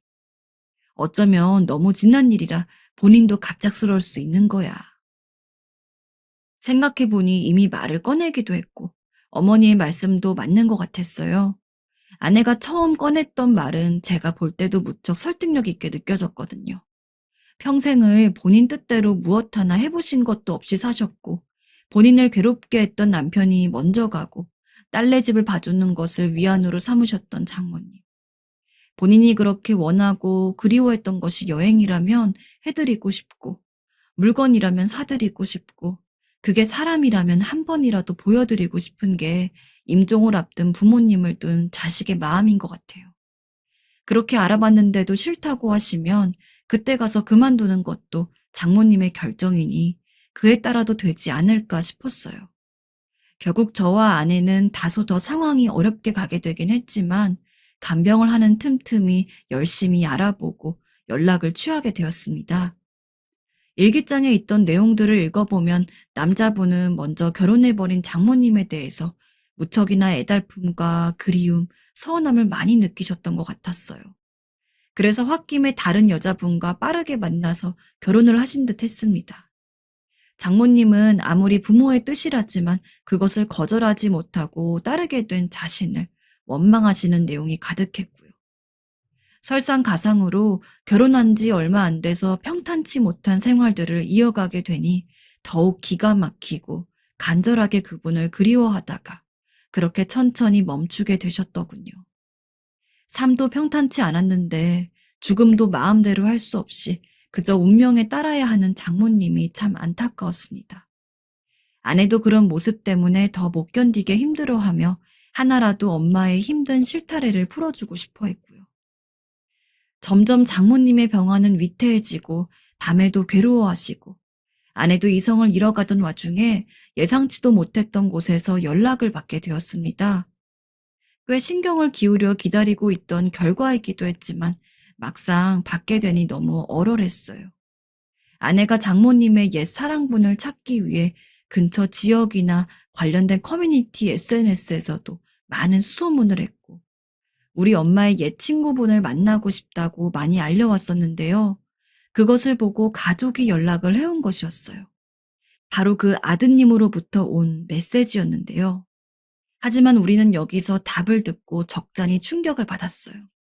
어쩌면 당연한 현상일 수도 있지만 막상 알고 나니 더 기운이 빠지고 기력을 잃게 되더군요. 이 이상 할 수 있는 게 없다고 느껴졌기 때문이에요. 안녕하세요. 추가로 보내주신 글 보고 저희 아버지가 맞다는 것을 확인하게 되었어요. 그런 사연이 있는지는 처음 알게 되었군요. 가끔 아버지가 첫사랑이 있었다는 말을 지나가듯 하셨거든요. 그게 사실이었다니, 그리고 내용을 듣자 하니 저도 여러 가지 생각이 오가네요. 이 이야기를 아버지가 직접 들으셨다면 어땠을지 저도 궁금합니다. 10년 전에 병환으로 이미 돌아가셨는데 저도 오늘따라 아버지가 더 보고 싶어지는군요. 이미 그분은 세상에 없고 훌쩍 먼저 떠나셨다고 하니까 참 허탈하게 느껴지더군요. 이후 더 상황을 듣고 싶어서 여러 가지 말을 주고받았는데 장모님의 첫사랑이었던 이 남자분도 아내분을 일찍 떠나보내셨다고 합니다. 남자 혼자의 몸으로 아드님을 키워내셨고 평생 재혼도 하지 않고 사시다가 10여 년 전에 돌아가셨다는 것이었어요. 이분 역시 평탄한 삶을 사신 것 같진 않아서 이야기를 나누는 족족 참 무거운 기분이 들었습니다. 그렇게 우리는 이 이야기를 접기로 하고 그저 장모님께는 알리지 않기로 마음을 먹었어요. 아내는 모든 걸 내려놓은 얼굴로 말하더군요. 엄마 가는 길에 내가 해줄 수 있는 게 아무것도 없네. 여보, 우리 엄마도 지금 가는 게 많이 아쉽겠지? 살고 싶겠지? 대답 좀 해봐. 이날 정말 처음으로 아내가 크게 통곡을 하는 모습을 보았습니다. 그간 숨죽여 참는 듯한 아내가 요 근래 누가 봐도 위독한 상태임을 알 수 있는 장모님을 밤낮으로 보면서 이제 정말 이별이 기다리고 있음을 체감한 것 같았어요. 저 역시 복잡하기는 마찬가지였습니다. 회사에 가 있어도 가 있는 것 같지도 않고 거의 10년이 다 되도록 우리 부부와 아이들 옆에 계시면서 매번 함께했던 장모님을 이렇게 보내게 된다니. 그렇게 많은 정이 들었다곤 생각지 못했는데 말입니다. 정말 무르르듯 아니 옷에 자연히 스며들듯 그렇게 인자하게 제 마음에 스며들어 늘 안정감을 주셨던 장모님이시기에 이루 말할 수 없이 괴로웠어요. 그리고 그 끝에 할 수 있는 게 아무것도 없으니 아내는 장모님의 그 옛날 첫사랑이라도 찾아서 조금이라도 기분을 완화시켜드리고 가는 순간 뭔가를 조금이라도 보고 느꼈다고 생각하시길 바랬던 것이고요. 그나마 말을 들으시고 대답을 하실 수 있던 때에 아내는 말을 꺼냈습니다. 엄마, 나 그 우식이 아저씨 찾았어. 미안한데 이 사람이랑 같이 찾아봤어. 장모님은 그 말을 들으시더니 알 수 없는 표정을 지으셨어요. 그 아저씨 아들한테 연락이 왔어, 엄마. 끝끝내 대답을 안 하시던 장모님의 모습이 아직도 기억에 선합니다. 그저 눈을 꽉 내려 감으시더군요. 무슨 생각을 하시는 것일지 아무리 읽어보려고 해도 알 수가 없었어요. 자신이 그렇게 사랑했던 옛사람에 대한 소식을 임종 전에 이렇게 알게 되었으니 아마 복잡한 기분이셨을 것입니다. 그 이상 들으시는 것도 힘겹겠다 싶으셨는지 아내는 그만두었어요. 듣고 싶지 않으신 건지 아니면 더 듣고 싶어 하시는 건지 알 수가 없었기 때문입니다. 그렇게 며칠이 지나고 이윽고 우리 가족은 장모님의 임종을 마주해야 하는 주간을 맞게 되었습니다. 병원에서는 이렇게 버티신 것도 대단하고 사실 더 짧은 주기였는데 잘 참아내셨다고 하더군요. 아주 잠깐 좋아지셔서 아이들과 대화를 나누기도 하셨지만 그날 밤부터 심하게 아프시기를 계속 하시면서 몸은 더 이상 견디기 힘든 상태였어요. 그런데 이상할 정도로 이 시기가 며칠씩 길어지게 되었어요. 계속해서 투병을 하며 괴로워하는 본인의 엄마를 보면서 아내는 몇 번이나 병실 밖으로 뛰쳐나와 울고 힘들어했습니다. 진짜 힘든 것은 이때부터 있구나 싶었고 아내는 차라리 엄마가 얼른 손을 놓는 것이 나을 것 같다며 얼마나 오열했는지 모릅니다. 그러던 차에 저는 불현듯 바로 그 며칠 전 연락이 되었던 아드님과의 일이 생각나서 아내에게 말을 꺼냈어요. 지금 생각해보면 제가 그때 왜 갑자기 그런 얘기를 꺼냈는지 스스로도 이해가 가지 않습니다. 어머니가 들으시던 못 들으시던 이야기를 마무리 짓는 게 좋지 않겠냐고 한 것입니다.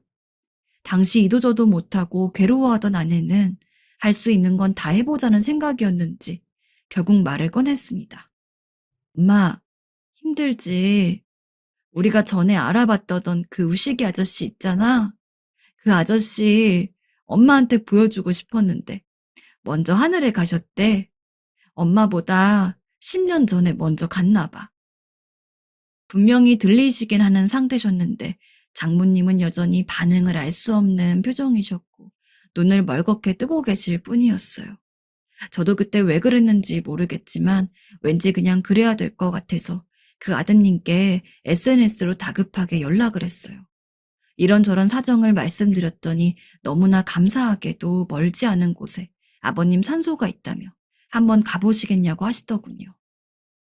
사실 운전해서 그쪽까지 가는 길 중에도 저는 이게 맞는 건지, 이럴 때 조금이라도 장모님과 아내 옆에 있어야 하는 건 아닌 건지 혼란스러웠습니다. 하지만 이 얼마간 지켜본 상황으로 저는 이게 맞을 수도 있다는 일말의 생각만을 갖고 달렸습니다. 그렇게 해서 아드님과 산소를 방문하게 되었고 허락을 받고 묘 사진을 찍게 되었어요. 그리고 아드님이 준비해준 사진을 챙겨받았습니다. 너무 고맙게도요. 그리고 한창 눈도 못 감고 숨이 붙어있는 시간을 견뎌야만 하는 장모님께 한 번쯤은 뭐라도 뭔가를 보여드리고 싶어 빠르게 달려갔습니다. 그렇게 다급하게 달려가서 누워 계신 장모님께, 눈도 못 감고 누구와 눈을 마주치는 상황도 아니셨던 장모님께 산소 사진과 돌아가시기 전 사진을 보여드렸어요. 아내도 겨우 제 옆으로 다가와선 함께 그 사진을 보며 말씀을 드렸어요. 엄마, 이게 우식이 아저씨야. 잘 보여? 이 아저씨가 엄마보다 먼저 가서 하늘에 있대. 엄마도 이제 푹 쉬어. 아내도 그 순간 본인이 왜 그렇게 말을 했는지 모르겠다고 했지만 이 말을 전하고 장모님의 반응이 이상했어요. 아내의 말과 제가 보여드린 사진을 보고 들으신 장모님은 한참을 눈을 맞추고 사진을 보시더군요. 세월이 흐른 중년의 남자와 그분의 이름 세 자만 적혀있는 묘를요. 그것만 보았을 뿐인데도 몇 초간 한참을 응시하고 계시더니 이윽고 눈꺼풀이 계단처럼 찬찬히 감기시는 것이었어요. 계속 할딱이시며 며칠을 제대로 감고 뜨지도 못하고 편히 내려놓지 못하시던 그 눈꺼풀이 아주 천천히 무겁게 그리고 완전히 닫히는 것을 보고 얼마나 놀라며 가슴이 미어졌는지 모릅니다. 그렇게 닫혀진 눈꺼풀에 겨우 잠깐 미간 쪽과 함께 힘이 세게 쥐어지는 듯 하더니 한쪽 눈 끄트머리에서 눈물이 조르륵 흐르는 것이 아니겠습니까? 장모님은 힘겨웠던 며칠간의 숨은 굳게 닫힌 눈꺼풀과 함께 완전히 멈추게 되었습니다. 어쩌면 저희에게 이렇다 싶게 시원스레 말하시지 못하셨지만 마음으로는 정말 그분을 기다리고 계셨던 게 아닐까. 다 이루지 못한 세상의 한 때문에 괴로워서 눈을 못 감으셨던 게 아닐까 싶었습니다. 여기저기 연락을 하며 바빠지는 도중에도 평소 온유하시고 말도 없으시고 감정 표현도 잘 하지 못하셨던 장모님의 마지막 표현이었던 것 같아서 너무나 가슴이 아파와 견딜 수가 없었어요. 잠깐 멈추고 저도 그제서야 크게 화장실에서 울었습니다. 부디 장모님께서 하늘에서는 행복하시고 본인이 하고 싶으셨던 것을 편히 이루시기를 간절히 바라게 됩니다. 제가 받아들인 이 결론이 맞는 것일까요? 긴 글 읽어주셔서 감사합니다. 사람들은 시집살이가 그렇게 힘들다고 하는데 처가살이도 얼마나 혹독한지 알고 계실까요? 아마 당해보지 않은 분들은 잘 모르실 텐데 저는 둘 중 어느 입장도 처절하게 동의합니다. 왜냐면 제가 한쪽을 지독하게 겪어봤기 때문이에요. 아마 제 이야기를 듣고도 화가 안 나시는 분이 있을까요? 제 이야기 끝까지 좀 들어주세요. 먼저 아내를 만난 이야기부터 시작할게요. 저는 아내를 만났을 때 좋은 느낌이 들었고 점점 만나면서 이 여자랑 결혼하고 싶다는 생각이 들었어요. 아내 역시 빨리 결혼하고 싶다는 이야기를 계속했었어요.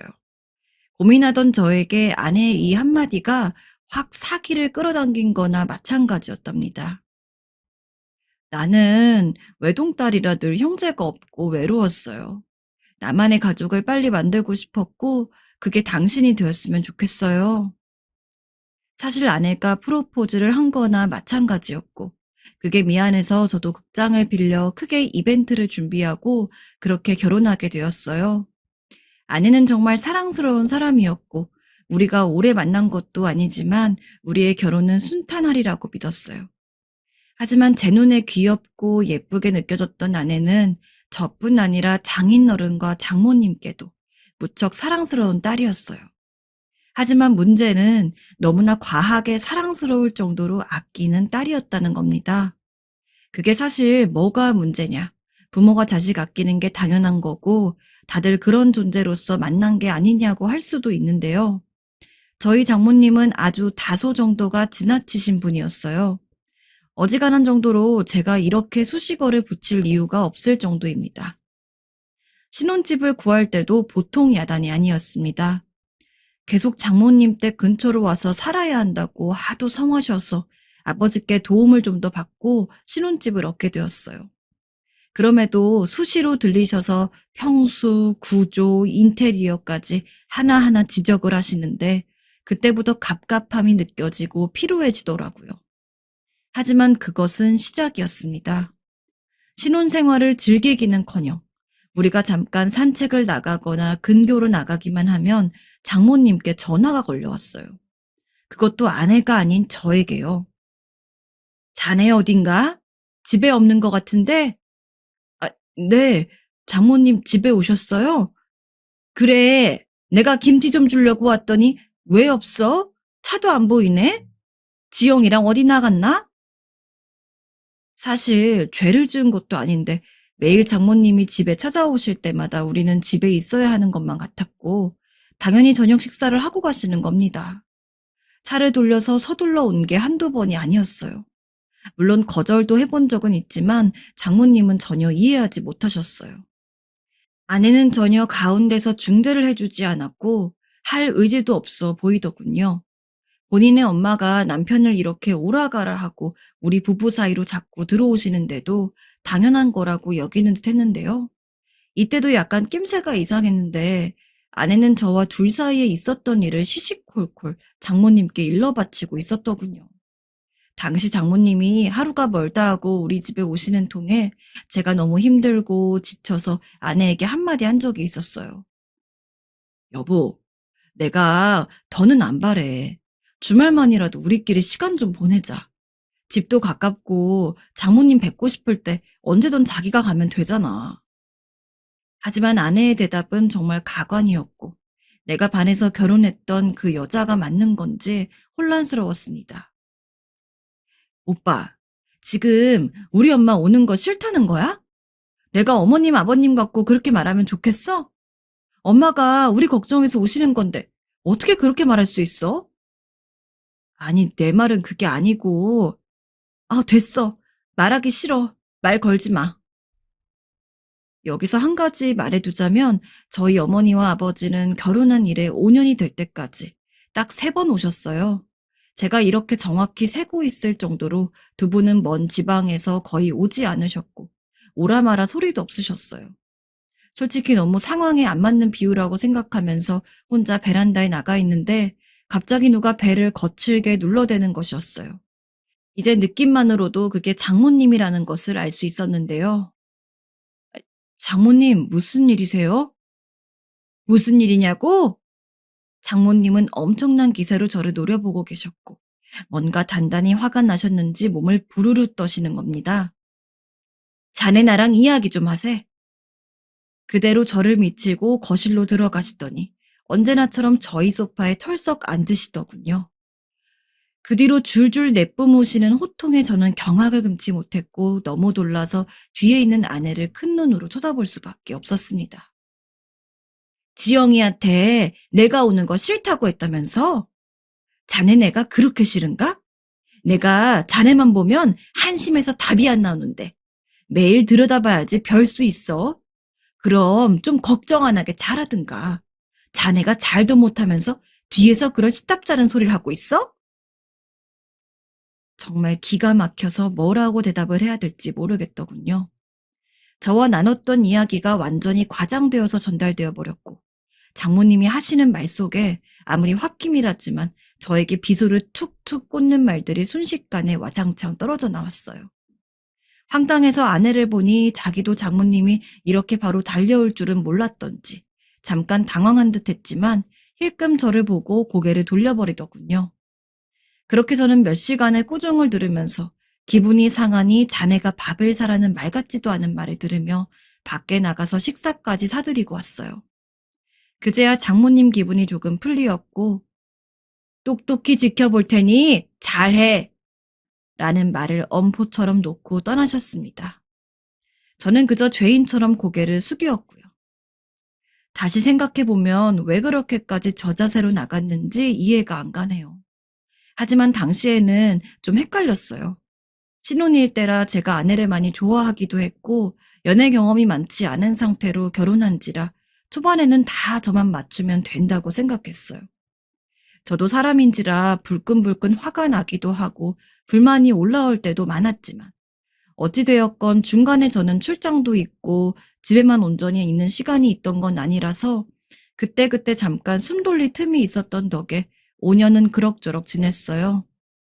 아내와의 사이에서도 아기가 잘 생기지 않아서 이제 시험관으로 접어드는 시기였고 일단 아기가 생긴다는 가정하에 새 식구가 된다면 더욱 위태롭게 직장에 매달려야 하는 때였는데요. 하지만 왜 이렇게 안 좋은 일들은 한 번에 일어나고 그걸 연거푸로 얻어맞게 되는 걸까요? 저 역시 근무일과 급여 협상을 하는 중 결국 회사를 그만두는 수밖에 없는 방편으로 이야기가 마무리되었던 것입니다. 이 사실을 아내에게 알릴 때에도 너무나 두렵고 떨렸고 도저히 입이 떨어지지 않았어요. 일단 뭐든 해야 했고 주변에 상담하니 다들 쿠팡 쪽 배달 일들을 발빠르게 시작했길래 저도 소개를 받아 시작하게 되었습니다. 그것도 얼마 가지 않아서 걸리게 되었어요. 아니, 제 입으로 말하게 되었습니다. 아내가 정말 말 같지도 않은 요구를 했기 때문이에요. 오빠, 이번 연도에 계획했던 괌 여행도 못 가고 이게 뭐야? 오빠는 일 때문에 바쁘니까 나 엄마랑 제주도만이라도 다녀오게 해줘. 풀빌라 예쁜데 알아놨단 말이야. 제주도 여행? 이 말을 듣는데 정말 아찔하더군요. 여보, 정말 미안한데 사실 나 회사에서 잘렸어. 그래서 우리 사정상 제주도는 안 될 것 같아. 내가 다시 취직하고 그리고 다음에 같이 가자, 제주도는. 미리 말 못해서 미안해. 현실을 보게 하기 위해서라도 말을 해야만 했고 그 말을 들은 아내의 반응은 매우 실망스러웠습니다. 아내에게 그렇게 정이 떨어져 보기는 결혼 생활 이래 처음이었습니다. 뭐야? 회사 잘렸어? 어떡해. 거기 김 부장님이랑 한긴장님네는 다닐 거 아니야. 나 거기 부인들 모임 못 나가는 거네. 거기 모임 재밌는데. 오빠 잘리면 난 거기 이제 못 끼잖아. 아, 정말 짜증나. 왜 오빤 제대로 하는 게 없어? 뭐라고? 너 지금 그게 할 말이야? 뭐가? 내가 뭐 틀린 말 했어? 아, 정말 창피해 죽겠다, 진짜. 듣자 하니 너무 기가 막히더군요. 제가 너무 아내에게 좋은 모습만 보여주려고 노력했던 걸까요? 제가 그 회사에서 거의 반강제 협박처럼 퇴사를 당하고 나왔을 때 얼마나 비참한 기분이었는지, 내 인생이 얼마나 무상하게 느껴졌고, 스스로를 무능력하게 생각했는지 전혀 체감하지 못하더군요. 아무리 제가 말을 안 했다지만 자기 남편이 회사에서 정리당하고 왔다는데 거기서 놀던 커뮤니티 모임 걱정이나 하면서 화를 내다니요. 제가 하고 있는 현재의 일들을 줄줄이 듣고서도 아내는 짜증스럽게 반응하며 세상 창피해 죽겠다는 반응이었어요. 그런 모습에 너무나 실망했지만 같이 싸울 만큼 체력도 되지 않고 정말 밤낮 가리지 않고 운전하며 배달을 하고 부업들을 하다 보니 몸이 녹아내릴 것 같았어요. 그대로 씻고 방에 들어가서 겨우 잠에 들었습니다.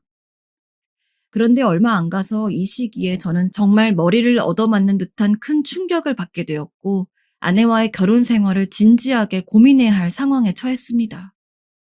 어느 곳도 피할 길이 없는 완전히 코너에 몰린 기분이었는데요. 그날도 저는 삼각김밥을 입에 우겨 넣으면서 겨우 끼니를 때우고 바쁘게 뛰어다니면서 배달을 하고 머리가 어마어마하게 아팠어요. 익숙치 않은 일을 갑자기 시작했고 돈만 보고 달리다 보니 스트레스가 컸는지 정말 두통이 너무 심해서 다음 일을 할 수가 없었어요.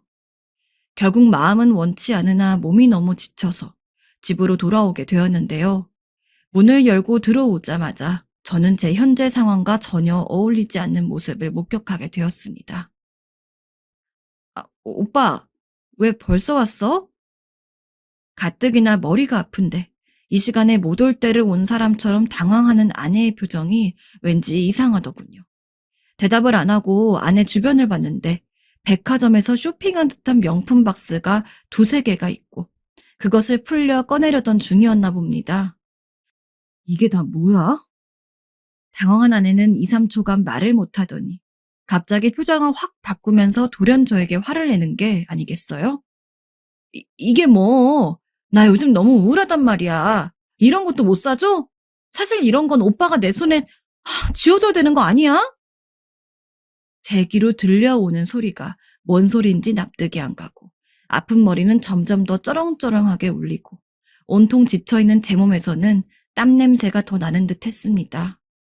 지영아, 너 지금 이런 거 살 때냐? 우리 무슨 사정인지 몰라? 이 말에 아내는 고삐가 풀린 망아지처럼 눈이 획 뒤집혀 소리를 지르더군요. 아, 짜증나. 남편이 돼서 이런 것도 못 사주냐고. 나도 오늘 아침부터 가서 줄 서서 무려 3시간이나 죽치다가 겨우 얻어 사온 거야. 얼마나 힘들게 사왔는지 알기나 해? 3시간? 저는 기가 막히다 못해 짜증이 일면서 그대로 바닥에 털썩 주저앉았어요. 대충 봐도 가방 3개를 다 합한 가격은 좋게 1,000만 원이 넘어 보였어요. 결혼 이후 단 한 푼도 벌어본 적 없는 아내는 아무렇지 않게 저런 것들을 사들이고 있었어요. 저는 참지 못하고 그대로 아내에게 고함을 질러버렸고 아내는 믿을 수 없다는 표정으로 저를 노려보았습니다. 나 오빠랑 못 살아. 이렇게 죽어라 찢어지게, 가난하게, 그리고 불행하게는 못 살겠다고. 이혼해. 제가 하고 싶은 말을 아내는 하고 있더군요. 그대로 씻지도 못하고 저는 어린아가 일어나지도 못하고 한동안 바닥에 누워 있었고 아내는 그대로 쇼핑백들을 주섬주섬 담더니 옷가지를 몇 개 가지고 나가버렸습니다. 간 곳은 굳이 말하지 않아도 친정이라는 걸 알 수 있었고요. 저는 너무 서러워서 이날 저같지 않은 행동을 했어요. 아버지에게 전화를 했습니다. 이 시간에 그리고 평소에 전화를 거의 하지 않는 저를 아시기에 아버지는 상당히 놀라신 것 같았어요. 인수야, 무슨 일 있냐? 아버지 결혼은 왜 이렇게 힘든 거예요? 그게 무슨 말이냐? 아버지는 제 목소리가 심상치 않음을 느끼셨는지 계속 되물으시는데 저는 그 이상 말을 이을 수 없었어요. 아니에요, 아버지. 조만간 한번 갈게요. 녀석, 왜 그렇게 싱거운 거냐? 무슨 일인지 말해봐. 아니에요. 그냥 저 일단 끊을게요. 아휴, 알았다. 마무리를 하시면서도 아버지는 썩 시원한 말투는 아니셨어요. 한창 지방에서 돼지 사육을 하느라 바쁘게 살고 계시고 여가도 없으신 걸 잘 알기에 웬만하면 제 개인적으로 연락도 잘 안 하고 저와 아버지 사이는 그렇게 살가운 사이가 아니기도 합니다. 그런데 이날따라 왜 이렇게 아버지 생각이 났는지 저도 모르겠더군요. 그렇게 전화를 끊었고 평생 가장으로서 집에 잘 들어오지도 못하고 우리 가족을 지탱하신 아버지의 무게를 처음으로 진지하게 생각해 보았습니다. 잘 먹지도 않는 술을 사와서 그냥 맨 상태로 혼자 꾸역꾸역 마셨는데요. 두통이 제대로 가라앉지도 않은 상태에서 술을 마셔 그런지 무척 기분 나쁘게 아프더군요. 저도 모르게 살짝 휘청이는 순간 갑자기 누군가가 우리 집 비밀번호를 거칠게 눌러대는 소리가 났습니다. 아내가 다시 들어온 건가 싶어서 저도 모르게 신경이 즉각 곤두섰는데 그때 집으로 들어온 사람은 아내가 아니었습니다. 마주하는 순간 저는 온몸에 소름이 쫙 돋더군요. 이봐, 자네! 온 동네가 떠나가도록 소리를 지르며 장모님이 들어온 것이었어요. 그간 아무리 그렇게 들락날락하셔도 벨은 누르고 오셨는데 비밀번호를 마음대로 누르고 들어와 버리셨어요. 그 장면에 저도 화가 새삼 나려고 하는데 장모님은 그런 표현도 할 수 없게 충격적인 행동을 일순간 저에게 질러버리셨습니다. 제 오른쪽 볼에 장모님 손이 아주 둔탁하게 스쳐가며 찰싹 소리가 크게 날 정도로 제 뺨을 거세게 올려붙이신 겁니다. 너무 황당해서 눈이 거의 밖으로 돌출될 지경이었고 당황해서 고개를 바로 들지도 못하고 멈춰 있었어요. 보자 하니까 자네 우리 지영이가 만만한가? 어디 우리 애를 혼자 쫓아내는 거야? 몸이 부들부들 떨리다 못해 이도 떨리는 것 같고 입안에서 욕지기가 나올 것처럼 분노가 치밀기 시작했습니다. 저는 아버지에게도 맞아본 적이 없어요. 아무리 엄하신 아버지라고 해도 종아리나 손바닥을 맞았지 얼굴을 맞아본 적은 없는데 내가 도대체 뭘 잘못했다고 이런 모멸감을 당해야 하는 걸까요? 고함을 질러대는 장모님의 소리가 귀에 웅웅대며 뭉쳐 들리면서 저는 계속 머릿속에 울화가 치밀었어요. 내가 바람을 폈나, 폭력을 했나, 빚을 졌나. 아내에게 어떤 폭언도 조그만 욕도 해본 적이 없습니다. 이렇게 돈 버느라 고생하는 나의 노력은 본체만치하고 그 돈 일부를 멋대로 탕진해버린 아내에게 화를 낸 게 그렇게 잘못인가요? 저는 못 참고 울화를 토하며 장모님에게 처음으로 대들었습니다. 제가 지영이에게 뭔 잘못을 했습니까? 그럼 장모님은 이렇게 남편이 돈 버느라 별짓을 다 하고 있는데 그런 걸 사드리는 게 정상이라고 보십니까? 그리고 저 성인입니다. 왜 때리시는 겁니까? 이럴 거면 제 집에서 나가세요. 저도 거의 이성을 잃고 장모님이 신발을 신던 안 신던 밖으로 나가시라며 문을 열었고 황당해하시며 문 곁으로 나가시길래 확 문을 잡아당겨 잠궈버렸습니다. 그리고 그 길로 다시 터벅터벅 들어와 맞은 뺨을 만지면서 기가 막혀 엉엉 울었어요. 아내가 변한 것도 아니고 내가 이상한 것도 아니고 우리는 처음부터 아니었던 걸까? 대체 누가 잘못인 걸까 하고 식탁에 엎드려 있는데 다시 전화가 오더군요. 장모님인 것 같아서 안 받으려고 하는데 하도 전화가 끊이지 않고 계속 와서 보니 아버지였습니다. 아버지, 인수야, 너 무슨 일이 있었으면 애비한테 얘기했어야 할 거 아니냐. 네? 사돈한테 전화가 방금 왔는데 거참 기가 막히는구나. 무슨 소린지 이해가 안 가서 다시 되물으니 돌아온 아버지의 말을 듣고 저는 정말 피가 끓다 못해 터져버릴 것 같았습니다. 지나가는 사람들 100명을 붙잡고 울부짖고 싶은 기분이었어요. 아, 글쎄, 네가 막 자기한테 대든다면서 버릇없이 군다는 거 아니냐. 그러면서 그 사돈도 어떻게 그런 말을 해대는 거냐. 나보고 글쎄 돼지나 키우더니 아들도 돼지처럼 키웠다고 하더구나. 내가 살면서 생전 그런 말은 처음 들어본다. 새애기랑 이혼시킬 거라고 하던데 뭐가 어떻게 된 얘기인 거야? 얼른 말해봐. 장모님은 저도 모자라 저희 아버지까지 모욕하는 말을 서슴지 않고 해댔더군요. 돼지 사육 평생 성실해 오신 아버지에게 그 잘난 아들도 돼지같이 키웠다니요. 이제 아버지 직업을 비하하는 것과 동시에 저까지 한껏 깔아뭉개는 말이라니. 부모님까지 건드리니 전 완전히 눈이 돌아버리는 것을 느꼈어요. 결국 저는 술김에 마치 10살짜리 애처럼 엉엉 울면서 아버지에게 그간 있던 일을 다 말해버렸습니다. 꾹 참고 제 이야기를 들으시는 것 같던 아버지는 장모님이 그렇게 집에 드나들며 매일 간섭을 했던 걸 아시고 점차 화를 참지 못하셨고 제가 실직하고 일을 여러 개 하고 있음에도 아내는 그렇게 제 돈을 써버리고 다 제 잘못으로 돌린 것. 그걸 갖고 적반하장으로 장모님이 뛰쳐와 제 뺨을 때린 것을 들으시고 아버지는 거의 이성을 잃으셨고 한숨을 몇 번이나 토하셨습니다. 인수야, 너 그간 왜 이런 일을 말 안 했냐? 어? 아버지, 나 진짜 힘들었어요. 너 이혼하는 건 이제 문제가 아니다. 나는 이거 그냥은 못 넘긴다. 절대 못 넘어가. 이 사람 같지도 않은 양반 같으니라고. 아버지의 목소리는 분노로 들끓으신 건지 목이 메이신 건지 구분할 수 없었어요.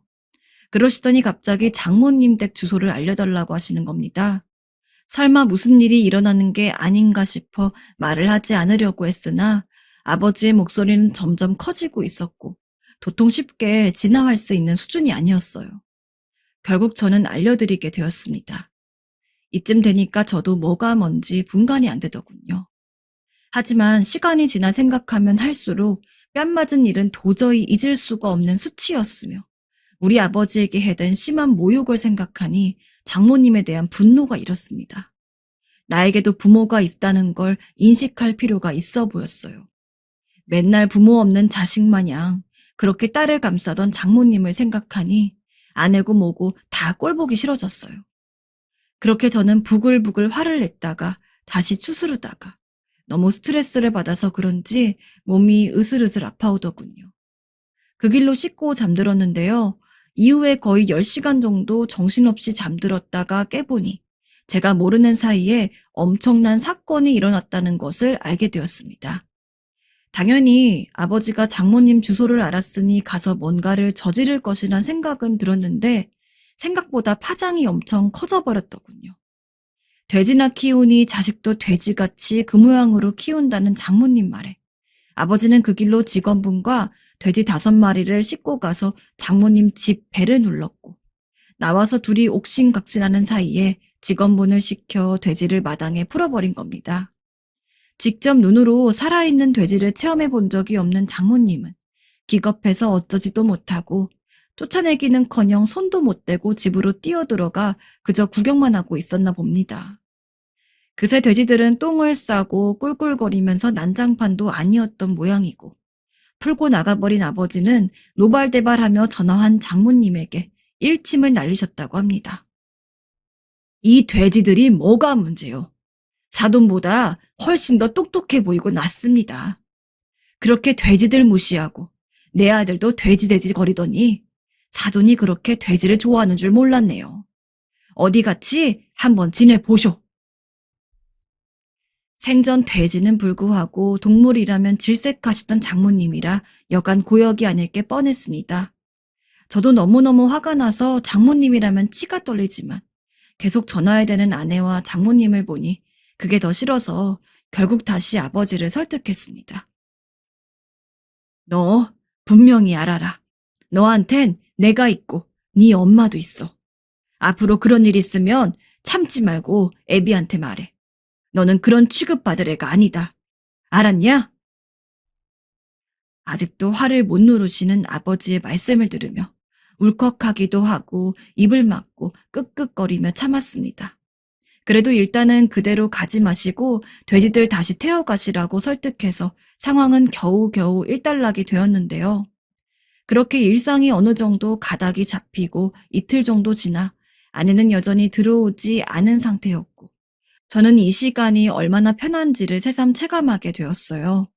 집값 갚기는 여전히 턱이 없지만 매번 불평에 뭐가 없다고 하는 아내와 맨날 아내 말만 듣고 쫓아와서 앵앵거리는 장모님만 없어도 제 머릿속엔 많은 여백이 남더군요. 혼자 있는 시간이 편해지다 보니 생각할수록 장모님이 말했던 이혼 얘기가 머리에 맴돌았어요. 저도 더 이상 걸을 게 없기 때문에 제가 먼저 연락을 했어요.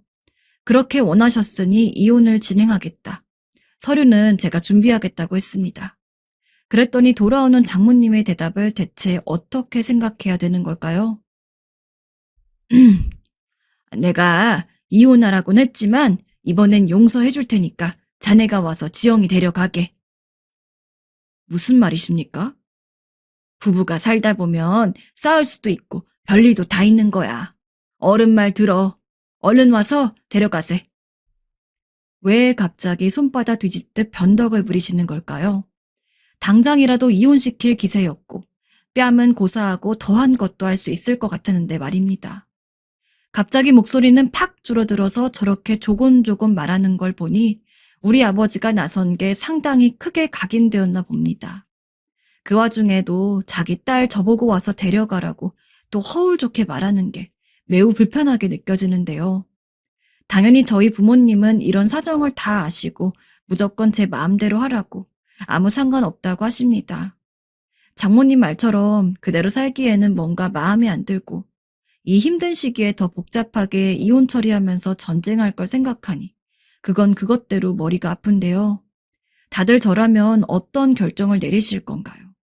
아직 장모님 말에는 대강답하고 아내를 데려갈 기세는 전혀 취하지 않은 상태입니다. 인생 선배님들께서 저에게 많은 조언을 좀 해주셨으면 좋겠습니다.